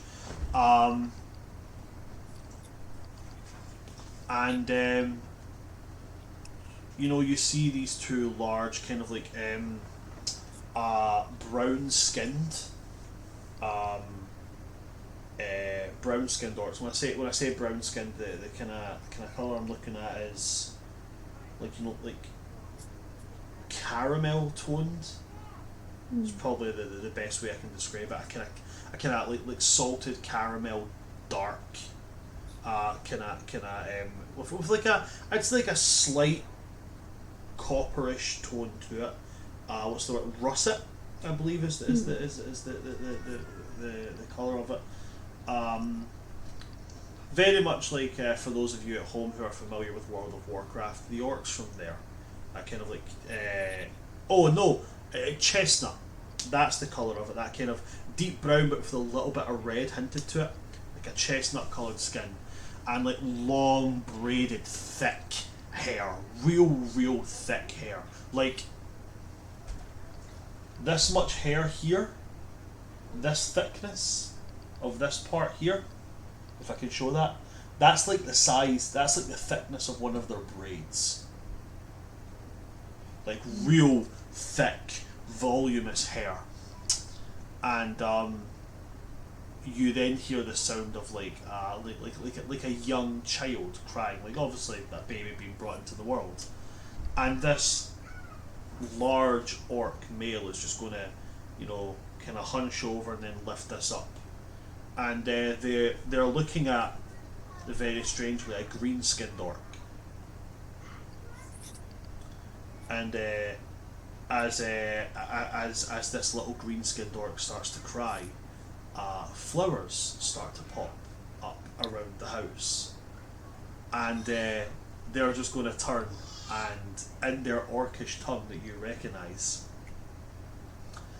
they start to they kind of smile to themselves and chuckle a little bit and go, Beldroy's blessing. And then they kind of step outside this little kind of hut, and you can see there's a whole group of orcs, like hundreds of orcs, kind of like standing there, like, and they step out and they're just like, this orc that is currently holding this little green child, it's full on, like they're palming this child. The orcs are big, and they just like full on lift them up, and they keep everybody starts chanting this, Beldroy's blessing, Beldroy's blessing. And the last thing you'll see before that kind of snaps away is they appear to be on an island, like a large island home. if I was to describe it in any real way, Mediterranean slash tropic-esque makeup. Sanded beaches, kind of crystal clear water around about the shallows of it. There are trees, they're more like palm trees than anything. But if a palm tree could be as thick as like a redwood oak, or at least a real firm oak tree, like that kind of thickness to them. There are a lot of animal noises around about this. You can hear like pigs and cows and stuff, so you know they do have wildlife and such. But if I was to describe their kind of like, you know, attire and such, it's all very natural. Woven fibres, plant fibres specifically, but some hide and leather here and there. Their weapons seem to be mostly stone, but like real intricate stone designed weapons. And yeah, that's the vision you'll get before it snaps about. And again, at the end of this vision, it hits you with that message: travel to where Great Mother Sea and Great Father Sky meet.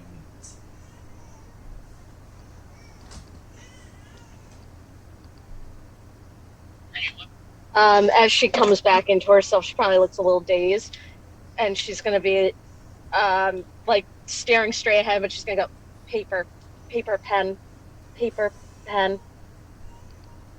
and she looks like a little like impatient, like she wants to like write something down. This elven and elf walks by. Well, elven and elf walks by and goes, "It's it's parchment, stone, shears."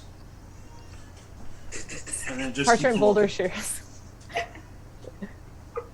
I love that. That's so good. I mean, Lorelai would like rip a page out of their notebook and give them like a quill.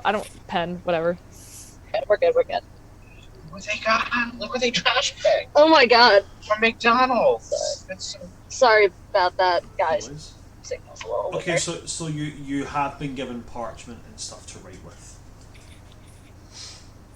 So she's going to, the moment she gets it in her hand, she's going to start trying to draw out like the island that she saw, like the view, just trying to remember like what it looked like.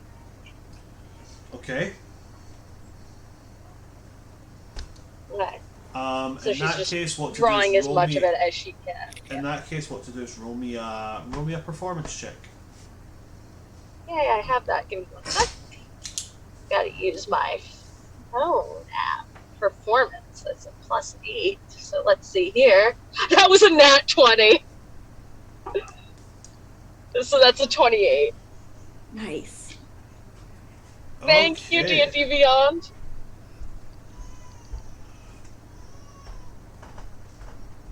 Alrighty, you're able to recreate and capture this image that you saw perfectly. Absolutely perfectly.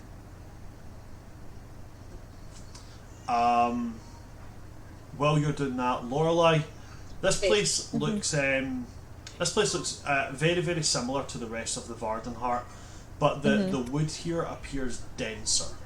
The kind of makeup of this part of the city as well is it's much more wild. There's a more primal feel to it. If you were to compare both these types of wood elves, if you were to compare them both to like animals, wood elves are like wood elves are like a wildcat. Okay? The elven on elves are like a jaguar. Wood elves are very, we're not really hiding much, but you know, we got some surprises hidden away. These elven on elves are very, very, you know, there's not a lot to them. They are, what you see is what you get. They have absolutely no comprehension of gender terms. They don't understand they don't understand the ideologies of he and she. They don't get it. Love it. Their entire culture is a complete they them culture.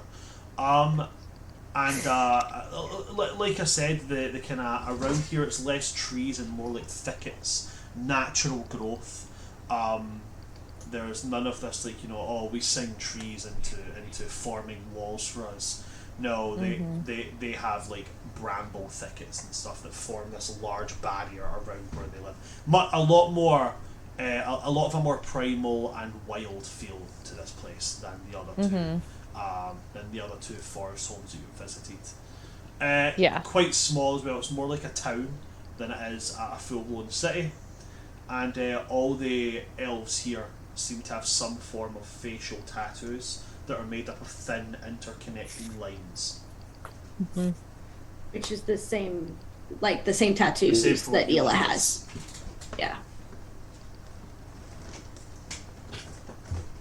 So I think probably while Sunflower is communing with nature, like Ela would be like telling Lorelai about like, oh yeah, this is where I grew up, and like giving them kind of like a quick like visual tour of like, it's a little different because timelines and they moved recently, but yeah.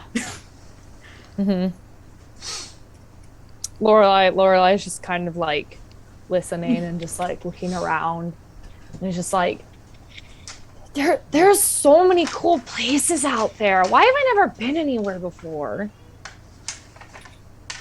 I don't know. I really hadn't been a lot of places before. But really?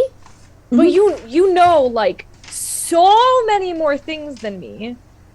Well, like I'd say probably for the first like 10 or 11 years of my life, I interacted with a lot more people, but then I spent a lot of time here in the woods, and we didn't really talk to other people.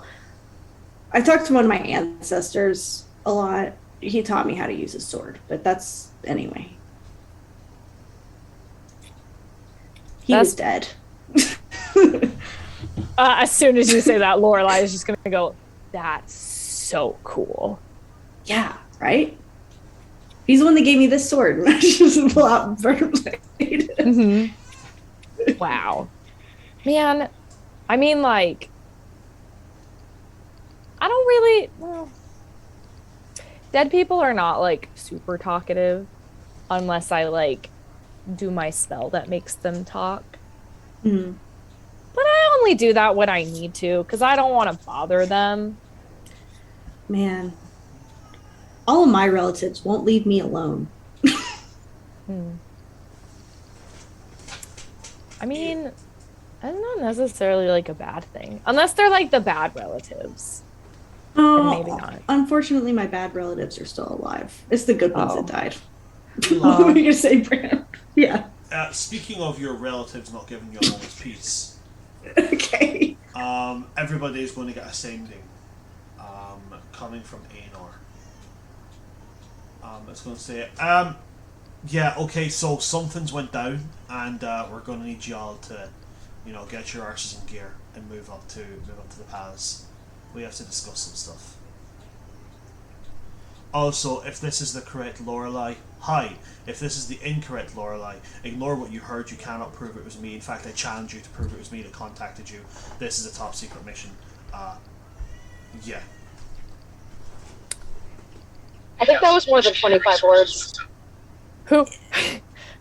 Look, it doesn't matter. Wait. Do not follow rules. Wait, was that? I'm sorry. Was that in Lorelai's head? Yes. Yeah. I'm so sorry. My producer for my show is texting me right now. Can you repeat that? Yeah. So all they did was what they did was they informed everybody something has happened, and they need everybody to come to the palace right away so they can discuss their next move. Also, okay. It's their first time messaging Lorelai, so they said hi. Oh, okay. Also, if this is the wrong Lorelai, please ignore this message. This was not me that contacted you. It was not me. In fact, you cannot prove it was me. In fact, I challenge you to prove it was me.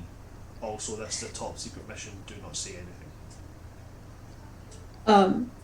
I imagine that Eonar sent, like, he did a second sending just to send that one to Lorelai. Yes. Oh, yeah. So Lorelai's just gonna be like, Speaking of, just like looking around, and it's just like, did anybody else hear that? Was that just me? Yeah, that's not Hila is literally just gonna be like, yeah, this is what I'm talking about, except this one's alive. Anyway. And then at this point, is Sunflower back to being... Yeah, I think at this point, she's probably, like, kind of hunched over, like, doing her drawing. Yeah. Sunflower? And she holds it up. And she turns around, she's got the drawing, and she's gonna go, what? Oh, right, Palace. Right. Yep. Mm-hmm. And she's just gonna put her shoes back on, and, Get out of my mouth. Ew, why did that? Sorry.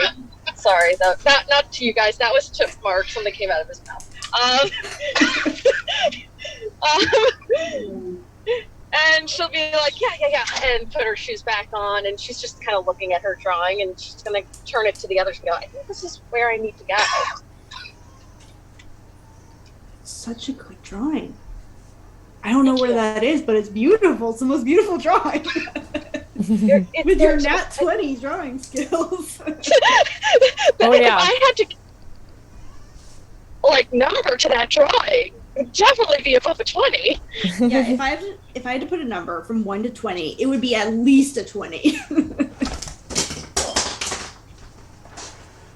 Were you gonna say something, Lorelai? Yeah, I mean, Lorelai would look at the drawing. She's gonna go, Hold on, Ilana, hold on. Lorelai, what were you saying? Oh, just Lorelai was just gonna like look at the drawing and be like, "Whoa, this is so good, Sunflower. You should paint something on my armor sometime. This is really good." That's the sweetest thing. Lost Ilana. We may have lost Ilana. No. We don't get enough of Sunflower Lorelai interaction. I know. I don't think that. Yeah. Okay. We may. Ilana, can you hear us? Can you type in the chat or message us? Mm-hmm. Oh. Hello. On that note, I will be right back in just a second. Yeah. No worries. Sunflower, can you hear us? There can be nothing heard. Alrighty. She can hear us. She can hear us. Okay, we just can't hear her.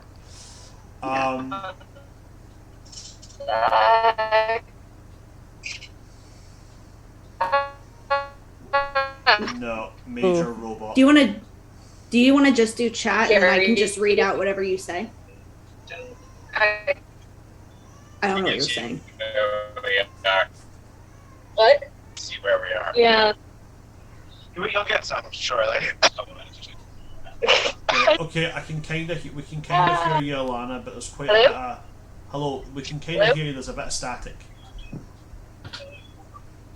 Can you hear me at all? Yeah, we can hear you now. Yeah. I'm back. We went through some trees, so I'm back. We're back on the highway now. Okay. It was just to get I just that. had a quick... Oh, sorry, go ahead. I was just going to say, sometimes turning off the camera can help with, like, if you're having robot stuff. Let's try that. Right, Yeah. okay. Yeah. So with that, I don't know if you caught it, Sunflower. Lorelai continued an interaction with you, saying that at some point you should paint on their armor. Yes. Did hear that, and Sunflower would be like, "Yes, I would love that. Yes," and cry a little.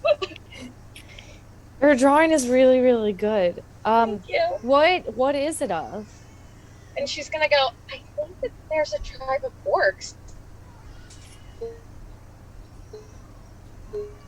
The north on an island. Oh. She's got. Yeah, you're breaking up again. Dang it! Right. Tribe of orcs on the island. Tribe of orcs on the island. She would say, think that there's a tribe of orcs on an island in the north.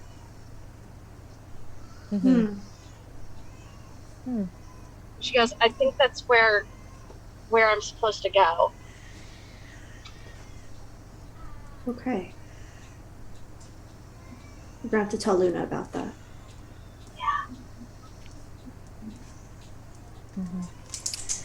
With that, are you guys making your way to the palace? Yes. Yeah. Okay. Yeah. Is there anything vital anybody needs done? Because with Sunflower's wavering signal, I'm thinking that's probably a place where we can settle for this week. Yeah. Lorelai would just be like, which one of your relatives was the one that sent the message? Oh, Eonar. Oh. The redhead. I know that doesn't really narrow it down. Do you have any idea how little that narrows it down? We all have red hair. Right. Lorelai would be like, oh, I've met him. Yeah, right. Lorelai's met him. We just talked to him. Yes, we did. I'm just making sure.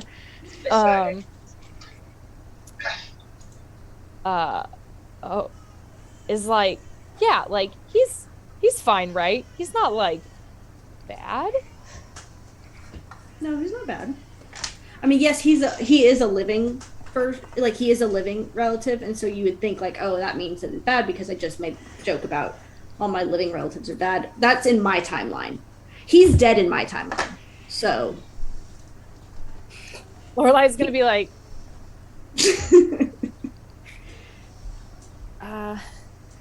that time. Meanwhile, Hila's just like got the wall with all the connections to her family. yeah. Lorelai's just like, timeline. Okay. And it's just gonna like look down and just like shake their head and be like, there's a version of me here, but she's not here, and she's also like 12. I'm not 12. But technically I was born 12 years ago. Lorelai just looks more and more it was like I can like explain. It's fine. This is normal. And Lorelai's just gonna look more and more confused and be like, Sunflower and I met a dead person. That's cool. Yeah. I mean, like, we met, like, that was not that long ago. We were all there. She's thinking of the guy of... No, Laura's gonna be like, no, like, he used to be, I mean, I guess he's still kind of dead. He, like, died and then was brought back, which I don't know if I agree with, but that's a whole other conversation. But he was real spooky, and was supposed to answer questions, but just left me with a lot more questions than when I came in with. Sounds like Kiva.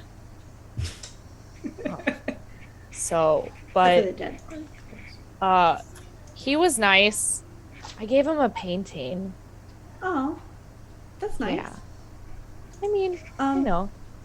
I think that the priest or the temple people at the Elven Gods temple place that I just found out about, I think they owe me a favor. Oh. I don't know what I'm going to ask for. I know nothing about the Elven Gods. Lorelai is going to be like, I know things about one god. And that's it. Yeah, I know things about her too. I know more about her than I do about my Elven Gods. Really? Nice things. Yeah. My kind of parent used to know her. Them. Her? I don't know. Her is the Raven Queen. Yeah. So, yeah. Her. As far as I'm aware, she hasn't told me otherwise. I should ask next time I talk to her.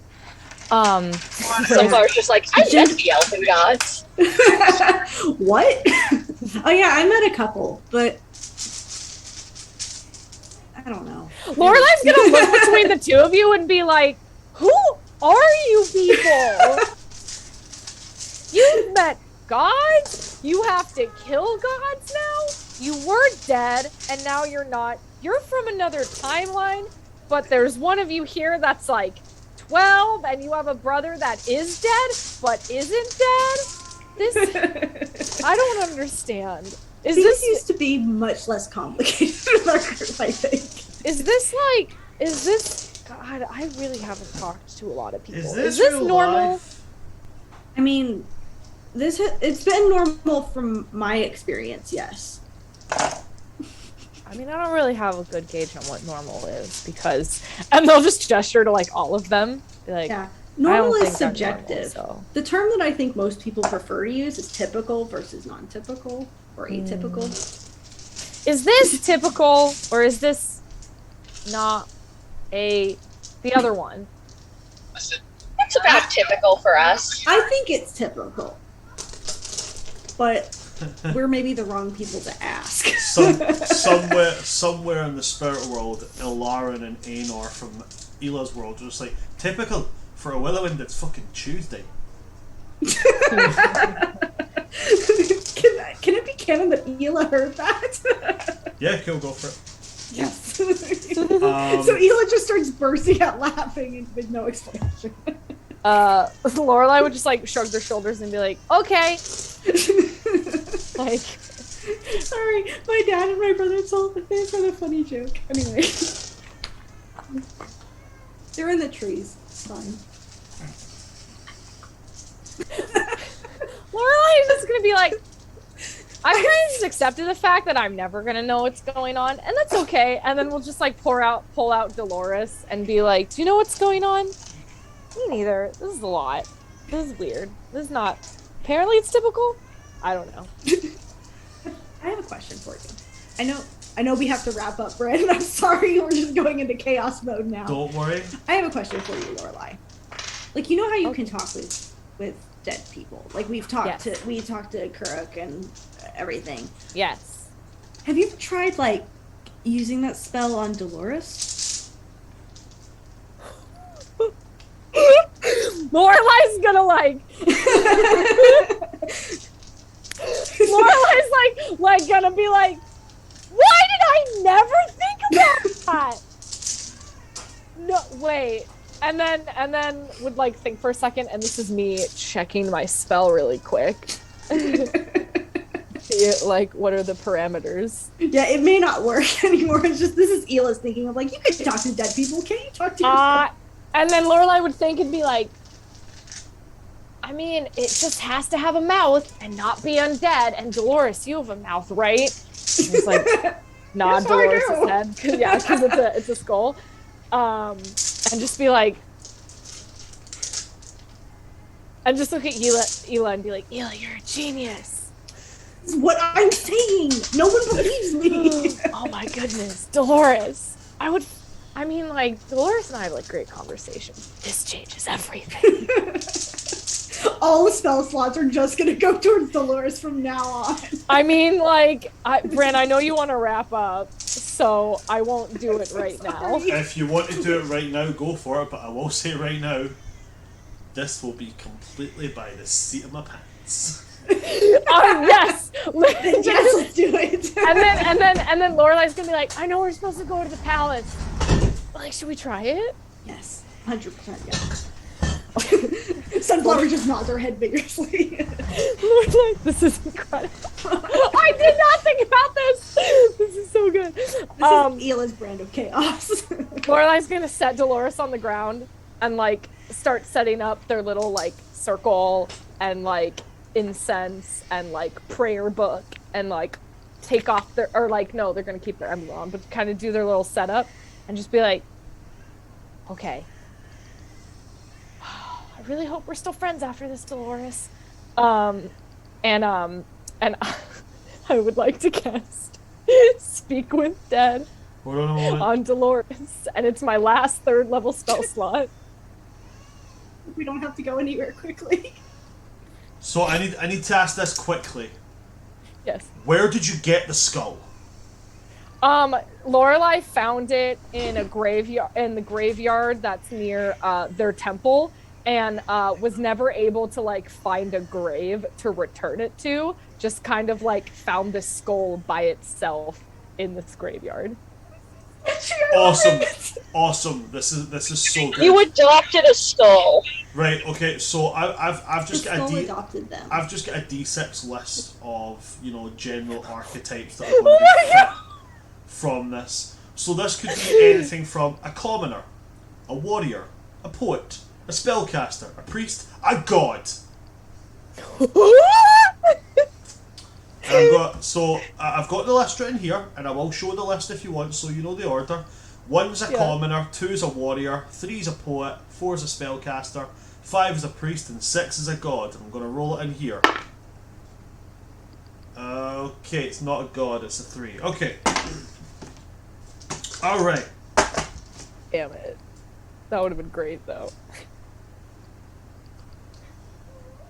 You cast Speak with Dead. Suddenly a voice is going to ring out. I'm going to roll to see if they're male or female. Or non-binary. Or non-binary. Or fluid. There we go, that's 4. 1, 2, 3, 4. Cool, Yeah. got that, right. So we'll go again. I'm sorry, it's wholeheartedly dependent on sticking on male. It's rolled 2 ones. Because 1 is obviously the lowest, therefore the lowest has to be a male. True. Because we're on the internet, and that's how the internet wants things. No, it's how I want things. Men suck. Right, so the voice comes out and is like, why the fuck was my name Dolores? And Laura is gonna, oh my god, I've never been asked a question by a dead person before. This is so exciting. I just, I thought the name suited you, and also, I have a note about this. I can't find it right now. Give me 1 second, because I do have the reason why. Okay. I do have the reason why I named. I don't know if you guys have ever watched the IT crowd, but this is wholeheartedly who this guy's based off of. Oh my god, I love it. Father! Incredible. That's what it is. Where is it? I'm here. I listen, I thought it suited you, and I didn't mean to pick such a gendered name, but also, like, I don't want to get into a whole gender conversation. It means death, and you're a skull, so I kind of thought it fit. I don't know. I think it's nice. What's your name? My name is Andrus Mercuria Quintilius Vesuvius III. I don't know. Okay, I don't. Can you repeat it? Yes. I maybe. Who knows? Well, the first name was definitely Andrus. Andras.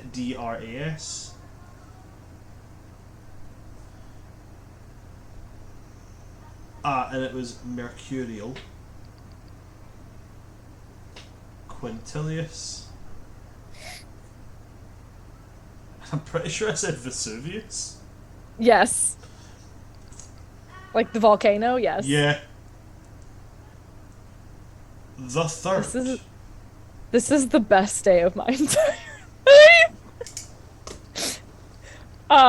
Lorelai's gonna go, oh, that's a pretty cool name. It might be cooler than Dolores, actually, so.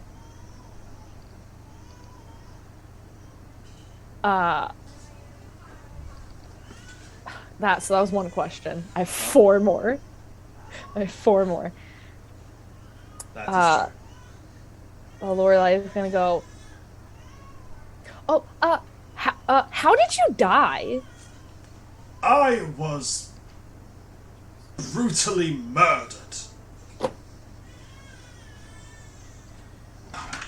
Oh.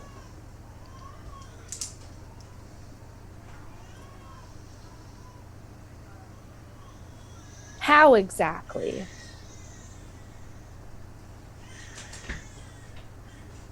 Well, you see, I was known to be quite the cad. And, there was a fine young filly whose husband was a bit of a brute. And, well, quite frankly, he pulled my head off.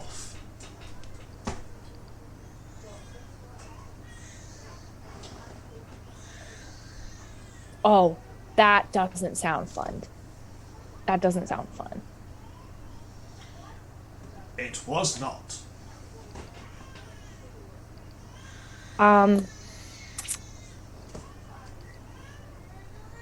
Do you want me to find your grave and return you? Kind of just like kidnapped you? Well, like, I tried to find your grave and I couldn't. And I thought, like, I felt bad about you just kind of leaving there by yourself. So I thought, I don't know, maybe you'd come with me and keep me company. And now we're on this adventure together. Do you want me to take you back? I was never buried. My body was cast into the arms of nature, left to rot in her eternal embrace. Oh. I mean, kind of like went back into the earth, I guess. That's sort of nice. Okay. I mean, like, you still didn't really answer my question. So, is that no? No. Yes. I'm confused. It's a no. Yes, it is a no. Oh. Got it. Okay. Right. Good. We're getting there. We're getting there. It's been a while since I spoke. Oh. Well, I'll try to do this a little bit more often so we can, have actual conversations. I mean, I still do enjoy our conversations because, they're often very one-sided. Yeah, that's not very fair. Okay, I'm gonna try and cast a spell more so that I can hear your responses. But like, thanks for listening to me and being my friend when I didn't really have any. Now I have some, but you're still my friend. And I always will be. And then Lorelai's last question will be like, okay, so this is my last question, and then you're gonna kind of go back to where you were. I'm gonna ask about that next time. Can I still call you Dolores? Or would you rather me call you by your actual name? Between the two of us, you can call me Dolores. Okay. Thanks, Dolores. I'll talk to you soon. Goodbye, new friend, fated and worthy adventurer.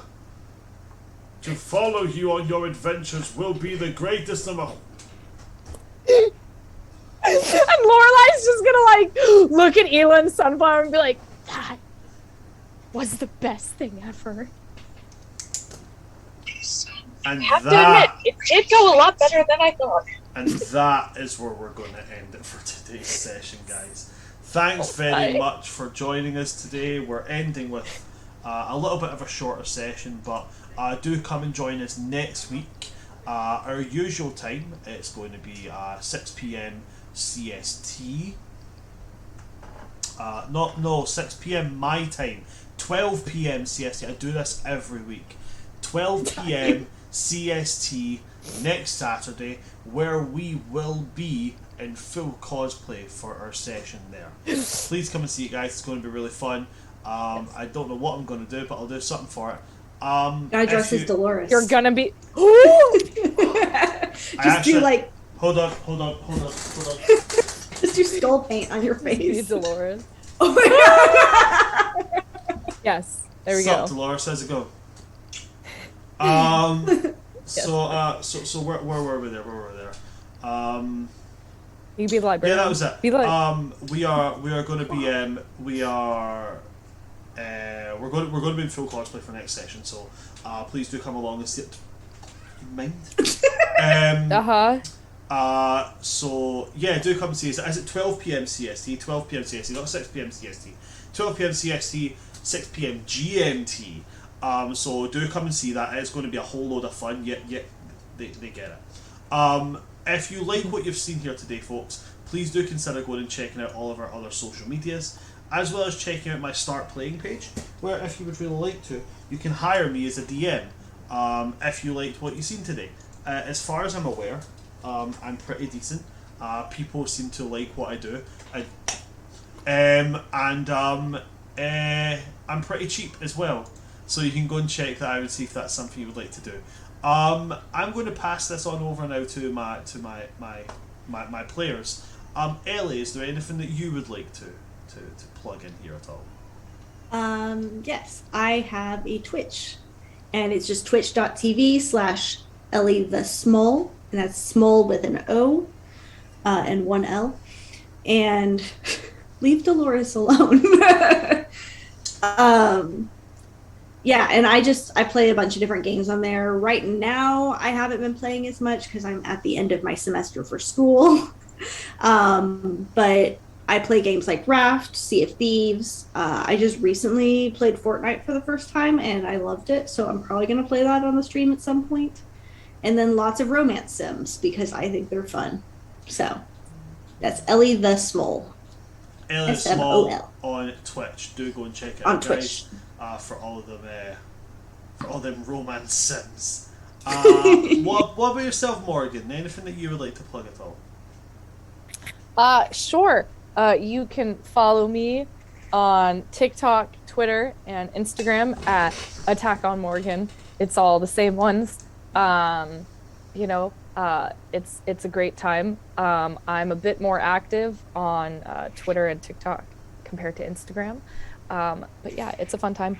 Also, if you live in the greater Los Angeles area, in that area on the first weekend of May, I've checked my calendar. May 6th, 7th, and 8th, Conundrum Theater Company is putting on a one-act festival, and I am one of the directors for it. So it's like real live in-person theater. It's going to be in this 60-person black box theater in Studio City. I'm directing one of the shows for it. My show is called The Green Room. It's a new work written by an amazing writer who I've been working with, and it should be really, really fun. My callbacks for it are today, actually, to cast it. But yeah, so that'll be coming up. So if you live in the greater Los Angeles area and would like to come to it, it'd be great. Conundrum is a wonderful theater company.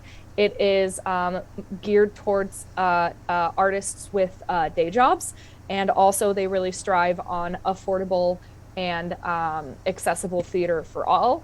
And I know that a big thing for our auditions for this show, we're really putting focus on BIPOC and non-binary / transgender actors for this, to kind of give them the spotlight that they don't always get. So yeah, if you're in the area and you'd like to check it out, come out. If not, you can go to Conundrum's website, check them out, donate if you would like to. It's a really wonderful theater company. Everyone that I've met that is on the board there is just really wonderful, very talented, and yeah.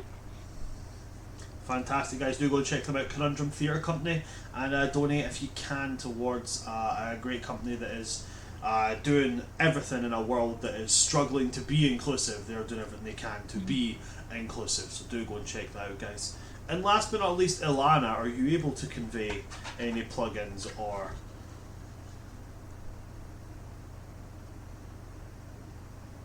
Sorry, I'm trying to mute my husband's phone. Yeah, I'm going to keep it real quick because we're about to get to the hotel. Check out my dice shop on Etsy, Roguish Relics. I make dice. I've been told they're good. Check out the podcast I'm on, Daleks Aren't Robots. It's funny. It's about Doctor Who. You should check that out. Yes. There we go. Quick, easy. That's all I need. Do go and check out that Etsy, guys. The dice are fantastic. Like, they really are. I must own about 9 sets of these bad boys by now. They're absolutely fantastic. If that's everything from all my players, then thank you very much for everybody coming to see us today. I've been your DM of Doom, Son of Asgard, or Asgard's D&D Adventures here on Twitch. With me today, we've had Attack on Morgan coming in as Lorelei. We've had Alanapon47 coming in as Sunflower, and we had Elida Small as Ela. From all of us here at Asgard's D&D Adventures. Good night, stay safe, always cast Speak with Dead on random skulls you find, and above all else, do not pull a finny, folks. Good night, folks. Good night.